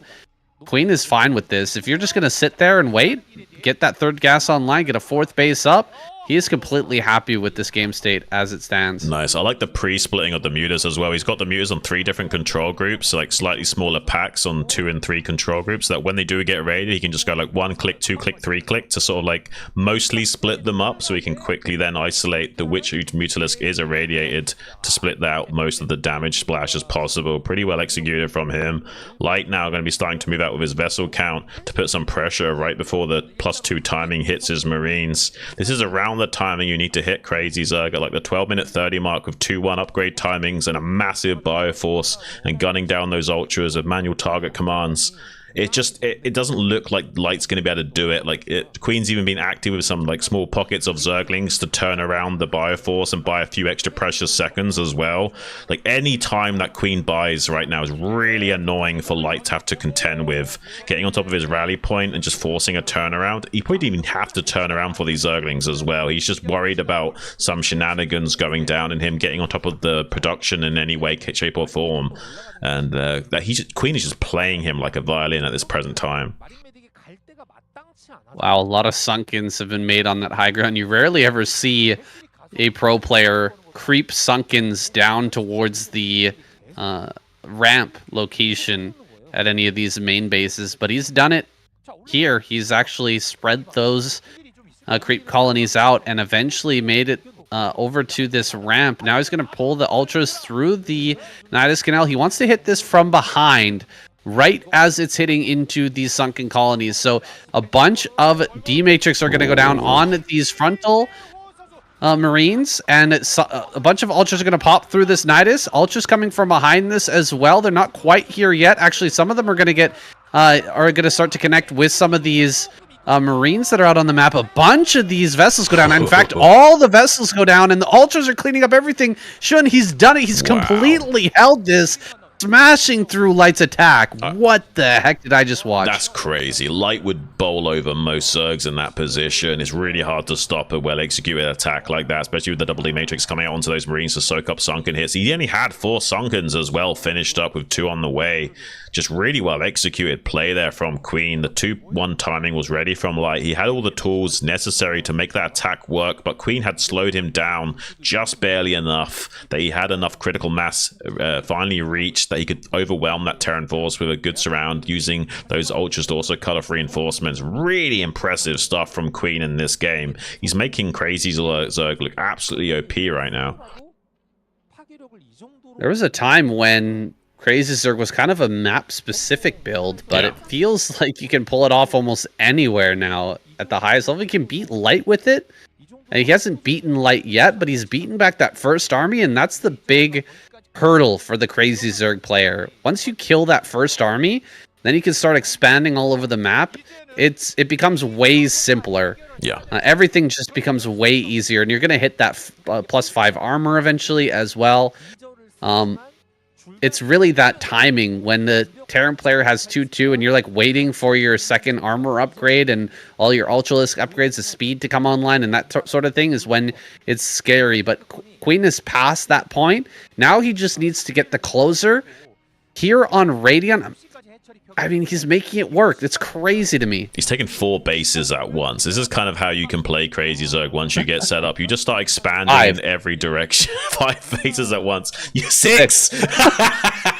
You just need gas. You don't even care about the minerals, really. You just want to get additional gas to keep pumping Scourge for the vessels and keep pumping out as many Ultralisks as purely possible. You don't even really need Zerglings on the ground. You just care about those Ultralisks mainly. There is a dropship that's going to start killing some of his bases, but this is the thing about it. You don't even care that they start killing your hatcheries. You just want additional gases. So if you set up bases in 2 opposite corners of the map and they kill one, you're fine because you got the other gas still. So that's all that Queen cares about, is securing, like, you know, a 4th, 5th gas as soon as possible. And even if Light does play whack-a-mole with some of these bases, he will not be able to keep up with the curve. There's just too many fires for him to put out right now.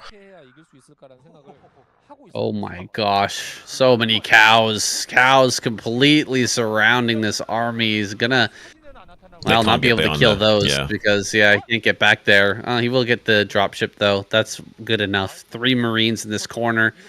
Not really going to be a problem. This is exactly what you want to do. Just take all these bases, and as soon as they get challenged, you just, you know, send some forces to try and save it, but you can always just cancel. You have so many more bases going up. It's a win-win for you as Zerg. Either you've got their forces out of position so you can kill the forces, or their forces are out of position so you can go and counterattack. Like, either or, you're feeling pretty good about it with your forces.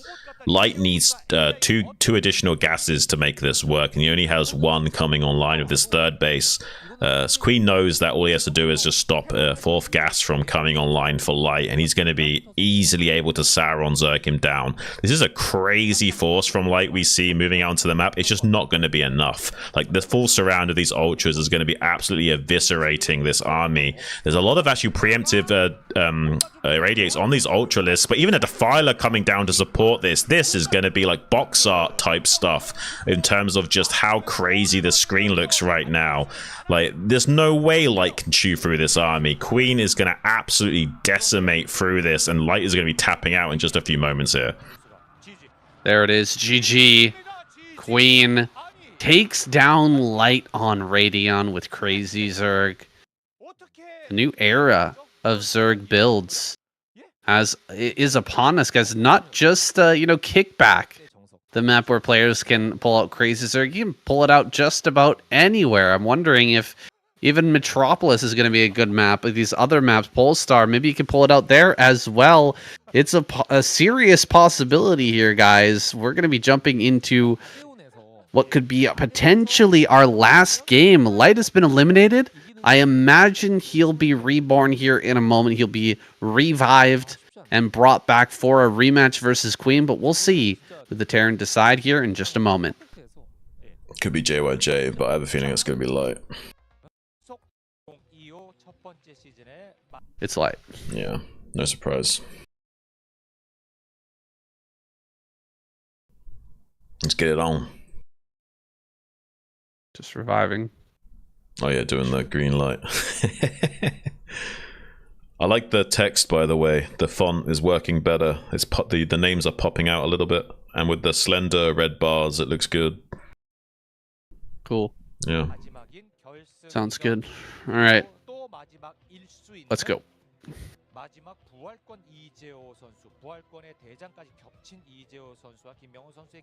Here we go. Light has been revived. Queen ready to take him on for a second time, guys. Since this is potentially the last game of the night, I want to go ahead and take a moment to shout out the Soup Duel series. You guys have been supporting it quite well, but I understand now it is ASL time. A lot of you guys are busy watching so much other Starcraft that's going on. I just want to try and solicit some of your support. We've got some great games coming up, And I want to really continue that series. Next, actually, is going to be Mini versus Hero, which should be an absolute banger of a matchup. Yeah. Then we're going to be having JYJ versus Saxory and Bisu versus Roll. You can see the full week of schedule for the Super Duel series on my channel. But definitely check it out live, guys. I would really super appreciate it if you could do that. And we'll set another Gems goal, and maybe we can get Shun in there again for a co-cast if we meet that goal once again. Yeah, please do support, guys, and I would love to join that for a co-cast. So throw us some gems, and we'll make it happen. Absolutely. So, getting into this game, Queen opening up with the 12 hatch, going for gas before pool. What is he planning with this? Yeah, I mean, this is like really optimizing your gas timings, like really optimizing. Like, he's actually going to have more gas than he can spend early on. He's going to maybe even consider getting a fast Ling speed and lair here, possibly. Or maybe even some cheesy play is also possible. Like, we could see something crazy from Queen, where he wants to do like a 2-hatch lurker play and get optimize his gas for that. But I don't necessarily think he would go for something like that. He's not the kind of guy to do a play like that. I'd much more expect someone like Soulkey to go for a weird mind game play in that nature.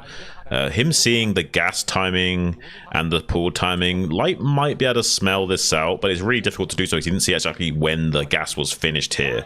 Might be in killing this SCV scout. Oh, that's a nightmare. Now he doesn't know what's going on, and he hasn't even started the lair.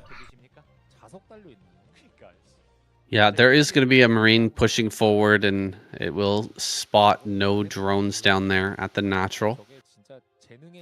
We've got the Ling speed just started, and here comes the layer.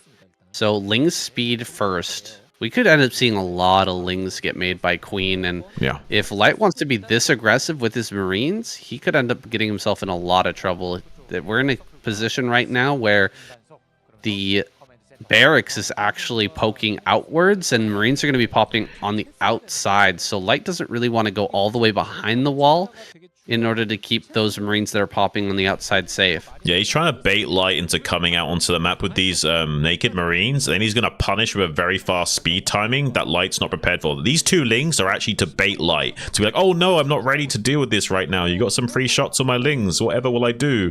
But really, he wants to keep Light out on the map with these Marines as long as possible, so that when these additional 4 Lings show up, Ling speed kicks in and he gets the surround on these 5 Marines. But Light is being very smart and running back. If he's sitting behind this wall when the Ling speed comes in, then this play is going to fall flat, and Queen is going to have to go to plan B, probably a Mutalisk all-in to follow this up, because he really hasn't produced many drones. He's been spending a lot of his money on Lings. Now going to bring forward about 4. What he's already shown, and just present those Lings to Light, show him what he's got, while hiding the rest of the Lings back a little bit further to try and bait him out and catch him as he comes out of this wall. Well, he has to wait because he can't show him the Ling speed too early. Like, he wants to show him like in another 10, 20, 30 seconds when it would be finishing up at a more normal timing. He doesn't want him to realize that, oh, the Ling speed is super early. It must mean you've got additional Lings right now. That makes complete sense. Light hasn't been able to see much here just yet, so could it be kind of thrown off guard by that? Hiding a lot of this information here. Queen is going to be switching into Mutalisk play here pretty soon, but it's pretty delayed with 8 Lings being made in the early game. Yeah. And such an early gas. He pulled off of minerals early as well, and he's not able to afford a 2.5 hatchery. He may throw down a hatchery. Okay, he does throw down a hatchery down here at the bottom right, going to take that natural, but yeah, he can't afford the normal 2.5 hatchery. He does get a Marine for free, though. Nice little pickup there. I think we might be seeing him run by into the natural Yes. when Light starts to move out with this attack. That's the idea. The idea is like, all I've got is these 4 speedlings, and it's totally normal. You're going to move out, shove me back, and then these 4 lings help me run into your main base and cause an absolute nightmare. Let's see if Light falls for it. He's going to see and keep track of these initial 4 lings and think that he's fine, and the other 4 lings are going to try and wrap around and do a run by and start to really hiccup the turret timings that are trying to design to stop these Mutalisk play. He's getting on top of 2 of these Marines already. Can he get a cancel on one of these turrets? Would be pretty huge if he can, because then the Mutalisk can start to reign supreme when they come in now as well. Does manage to keep that SCV alive to finish up that turret timing. Ling's trying to distract in the main base. Light's doing a good job though of kind of keeping his forces slightly spread to cover the turrets and protect them from the additional Zerglings right now. So far Light is weathering the storm. Excellent hold here by Light, handling this attack, handling run by. It was a good plan from Queen, but Light's defensive execution just a little bit too strong. Now he will lose a few Marines here and there, but Light, as he adds on a few more, okay, there's a couple of lings actually hitting one of these turrets. Okay, great repair there as well, and he will get into position to stop that. I really like what both players are doing, but Light is doing it just a little bit better for the moment. Yeah. This is what we see a lot from Light. He's not necessarily the most mechanically gifted player ever, but he certainly is one of the best execution Terrans in the world. Arguably the best execution Terran in the world, especially when it comes to decision making. He's just on a completely different like caliber of play, leagues above some of these other guys. Coming into another main base committal from Queen, does pick up a little bit of bio, but not really what he needs to. He's not shaving down this bio count nearly enough. Eventually Light will start to explode out onto the map if Queen can't keep killing additional forces of Light, and he's not able to do so. Hasn't even killed that many SCVs right now, so there's a lot of pressure on Queen to make something happen. He's made it up to that 11 count of mutas. He's ready to get in here for a bit more pressure, but the bio force is looking strong now. Huge amount of bio moving forward. Could start to threaten here, and in fact, Queen was starting to make some sunken colonies. He cancels them all as the Bioforce kind of moves back. Maybe he was thinking about diving into that main and just going after the turrets, relying on the sunken defense, but he's decided instead to battle this out on the map to try and fight these Marines and see if he can't deal with this incoming army. One Marine being sent down to the bottom right. Wait, did he actually lose track of that? No, he's got a couple of lings actually that are going to go and catch it.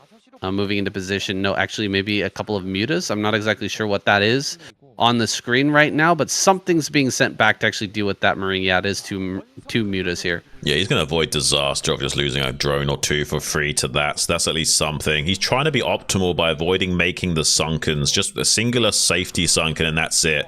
He wants to rely purely on Mutalisk Micro. He knows that the tech timings of Light are a little bit slow. So as long as he doesn't take any damage to this bio threat, he's going to be feeling pretty happy about the overall game state. If he had to make sunkens as well as the early game not kind of going his way, he'd be in a bit of trouble right now and wouldn't be very optimized at all.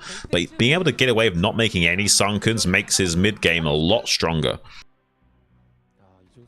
Light keeping these bioforces really nice and tucked, and getting those stims down every time Queen tries to come forward, trading off more and more mutas, reinforcing this army really nicely. And he had a very nice timing on that factor as well, getting his tech out in good time. Scan there, excellent as well, catching the Hydralisk Den. Knows exactly what the state of the game is right now for Queen, where he's at with his tech timings. He may be able to hit a really crisp timing where he can come in just as the lurkers are coming online and really try to bust through one of these 2 locations. It'll be up to Queen to have these mutas delaying over and over again, slowing down this bioforce as much as possible so that that doesn't happen. Yeah, I don't think he can actually do much with this bioforce anymore. Like, Queen has forced so many stims that there's not enough medic reserve energy to actually go on an assault path and lay siege to the Zerg player anymore. He's going to be playing more reactive to what Queen is doing. Queen's actually in a pretty good spot now. I think he's done enough job of just microing around with his Mutalisk and forcing out stims that Light now feels pressured to do something. We have 2 dropships coming out, So Light is feeling a little bit semi-all in and wants to make something happen as soon as possible. Lurkers are already out on the field trying to set up for a hold position lurker play as well. If he doesn't identify that, that's going to be crazy. I think Light just barely seeing the edge of those lurkers before they get into a borrowed position though, so we'll be falling for the trap at least, but we'll be distracting Queen at the front while these two dropships make their way downtown into the main base. This could do a lot of damage to Queen, saying. Ooh, this is scary, man. Getting in there to the main base, Light is going to do so much damage. You don't expect Light to go for double dropship with his first 2 units coming out of the starport. That's crazy. That's like, this is a speed play. This is a crazy play for a crazy position. He is in a desperate situation, and so he's just going to go for this immediately. A bunker comes up in the front. He's got a bunch of Marines in there. He's going to pull back now. These lurkers are getting into a very good spot, but these Marines are going to be the perfect antidote to a push like this. You just spread and split, target down as many lurkers as you can every time they come forward, and eventually set up for a complete surround on this. As long as they're not on top of the SCVs, it's completely fine. Running forward, just targeting down one of these lurkers, and then spreading and splitting. He's coming in from behind. Oh my gosh!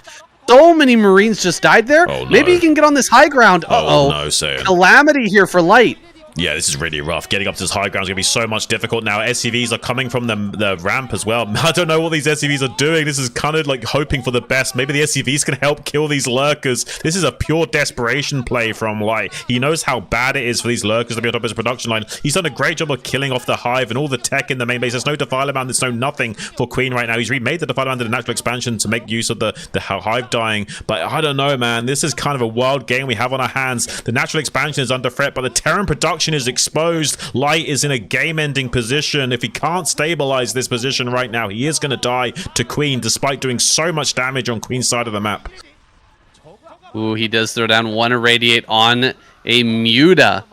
Really does need those irradiates for the lurkers that are ravaging these barracks, just pushing them all back, killing a lot of them. He's still somehow mining at this natural, though. How crazy is that? I'm kind of blown away that he's still mining there. He really should have moved forward with those lurkers to actually start killing off some of these SCVs. There we go. He's been getting away with a lot, but it will be no more. A lot of those SCVs going down. Quite a bit of money in the bank.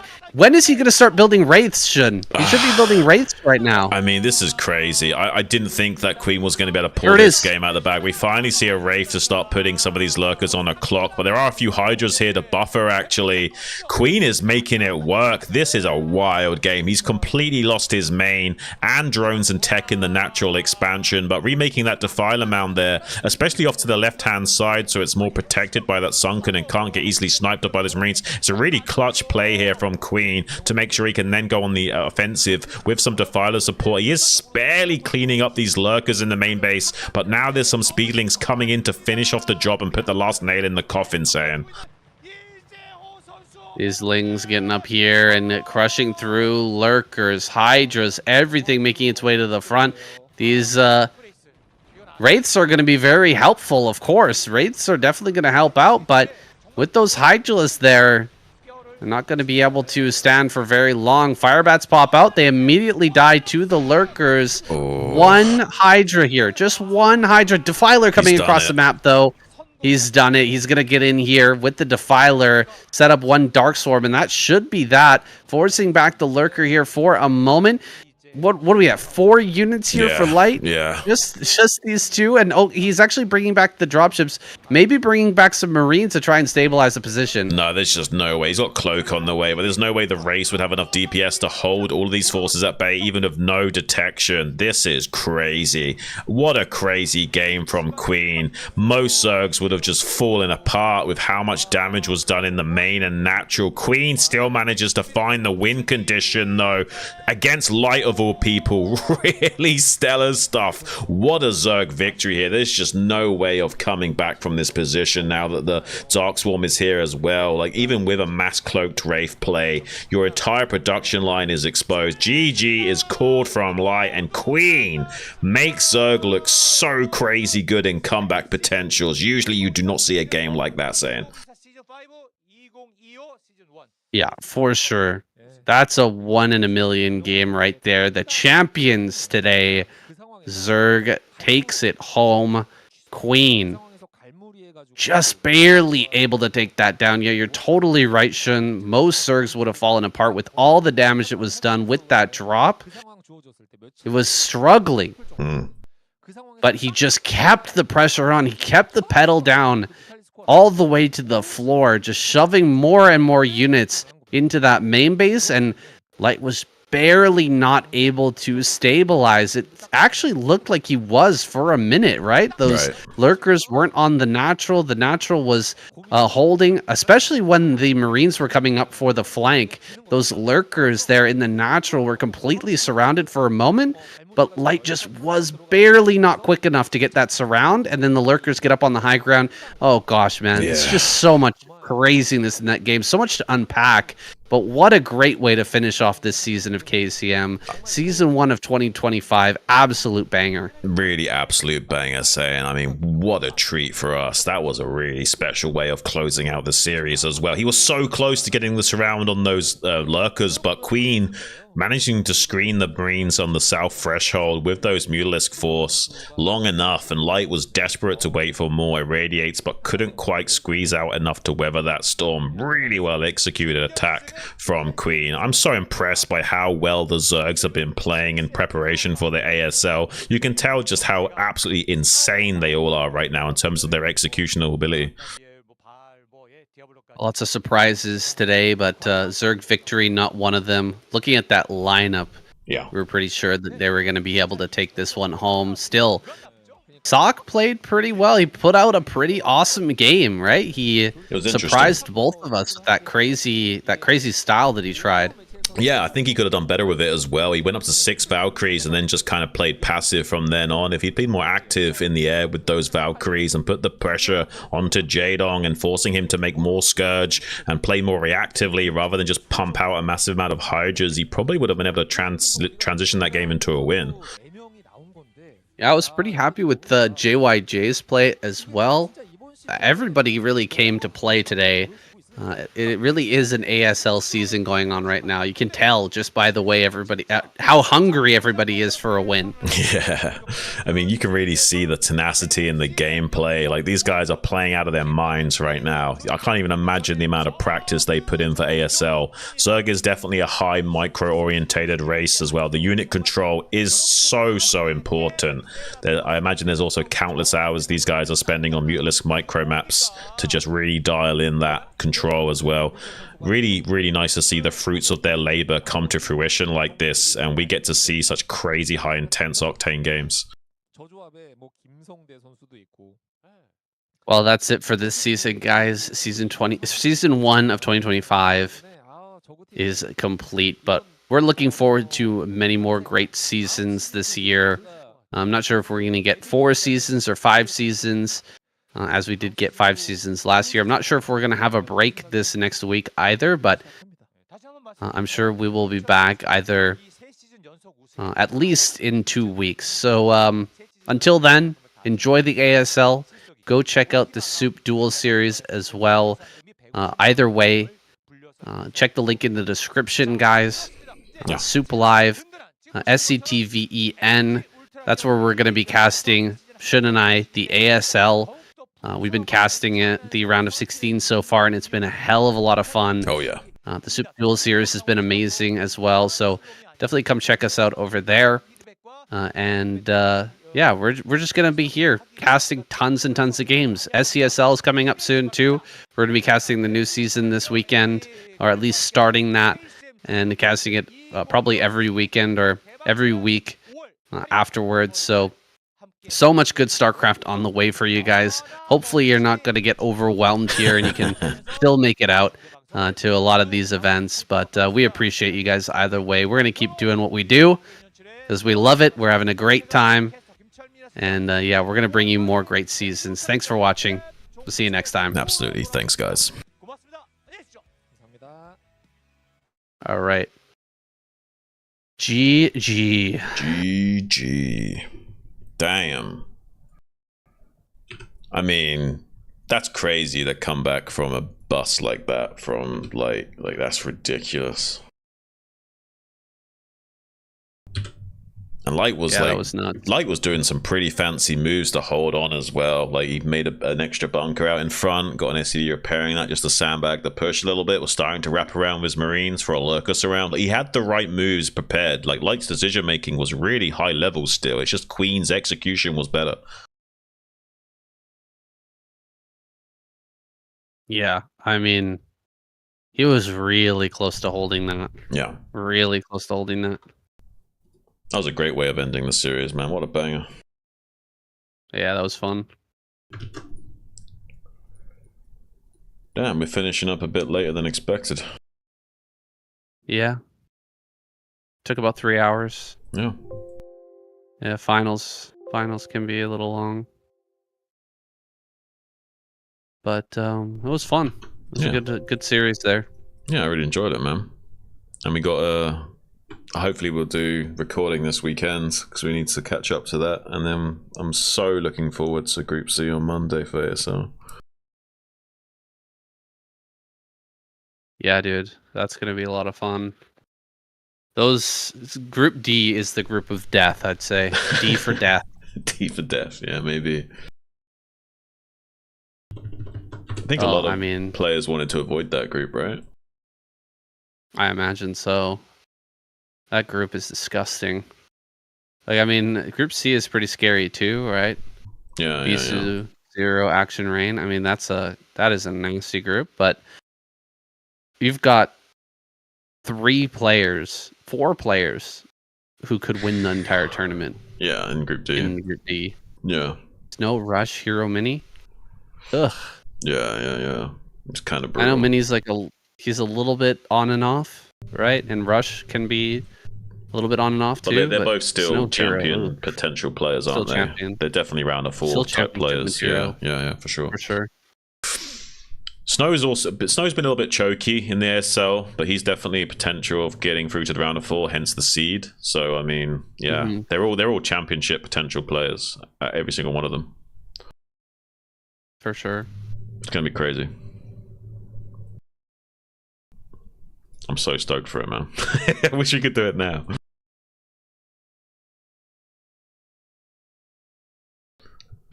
Anyway, I'm glad you guys enjoyed the cast. GG's, it was really fun. I hope you guys are going to be joining us for the ASL cast on Monday. That will be about 10, 11 if you're in Europe in the morning. Quite late at night if you're in NA. But if you are in the European continent or Asian continent or whatever, you'll be right to watch that.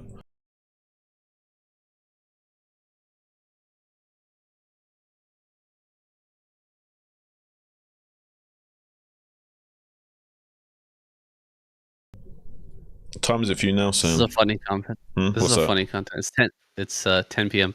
One of the replays broke when we were watching Super Duel series, and somebody messaged and said, "How can a replay be broken?" I mean, we had a broken live game on ASL, right? Do you remember the glitch at the start of the game with one of Light's games where it looked like he was in the top left sending SCVs on the map? That's like a replay bug that was happening in a live game. That's crazy.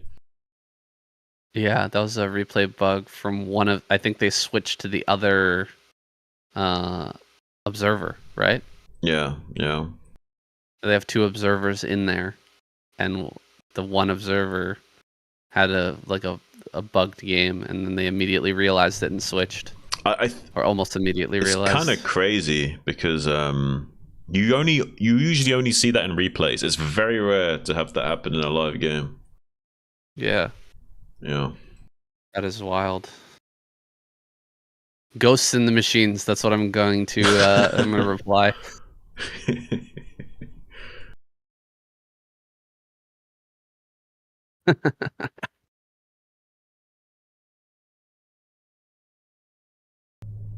Man, I need to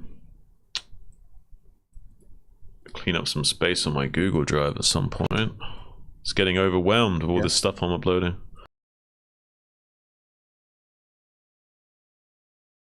Yeah, just delete all the old ones. Yeah, I will. Don't need them anymore.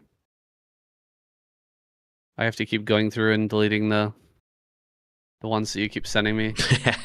It adds up over time, right? Yeah. A few hundred megabytes each. Oh, do you know? Have you ever heard of a game called Inscription? No. It's a horror card game where there's a part. I won't say too much in case you ever do play it, because it's kind of a fun playthrough. But there's a moment in that game where it's very meta, where you are using your own files on your computer to play the game, as in like they are that you. It's like the game is, in quotations, hacking you. And it's like they say, give us permission to access your hard drive, and it's like a yes and no, and every time you hover over no, it flicks to yes, kind of thing, right? And then when you eventually are forced to click it, it brings up like a browser of all your files, and it's like you got to find like actual larger file sizes to do more damage to their life points, kind of thing, right? So you actually use the size of your files to beat them, the boss battle. And also then it's like how old the file is. So based on how old the file is also does more damage. But then here's the catch. Once you've actually like done that and have chosen the file that's the oldest file, it then goes, oh, this file means a lot to you, does it? Well, guess what? I'm going to make a card out of this file. And if this card dies on the board, you lose that file forever. So it's going to delete that file from your computer as well for the boss battle. I guess you could just quit out the game so it doesn't, but it's kind of crazy that it puts that high stakes on you. Like you have to pick an old file to do more damage, and then the file is deleted forever if the card dies. It's pretty crazy. I thought that was a nice little touch. But yeah, check that game out if you haven't. Inscription with a Y. The Inscription. It's a really interesting horror game. Like, really interesting. I won't say too much more about it, because it's one of those games you want to go in blind, Right. Anyway, I've got my cousin to hang out with, and I need to arrange some things for later, so I'm going to dip, guys. Sounds good. Alright, Just buddy. send me over that. Yeah, I'll upload it now. I made some space by deleting some shit. Sounds good. Alright. Alright, man. Talk to you later. I'll talk to you later, buddy. Peace. Peace.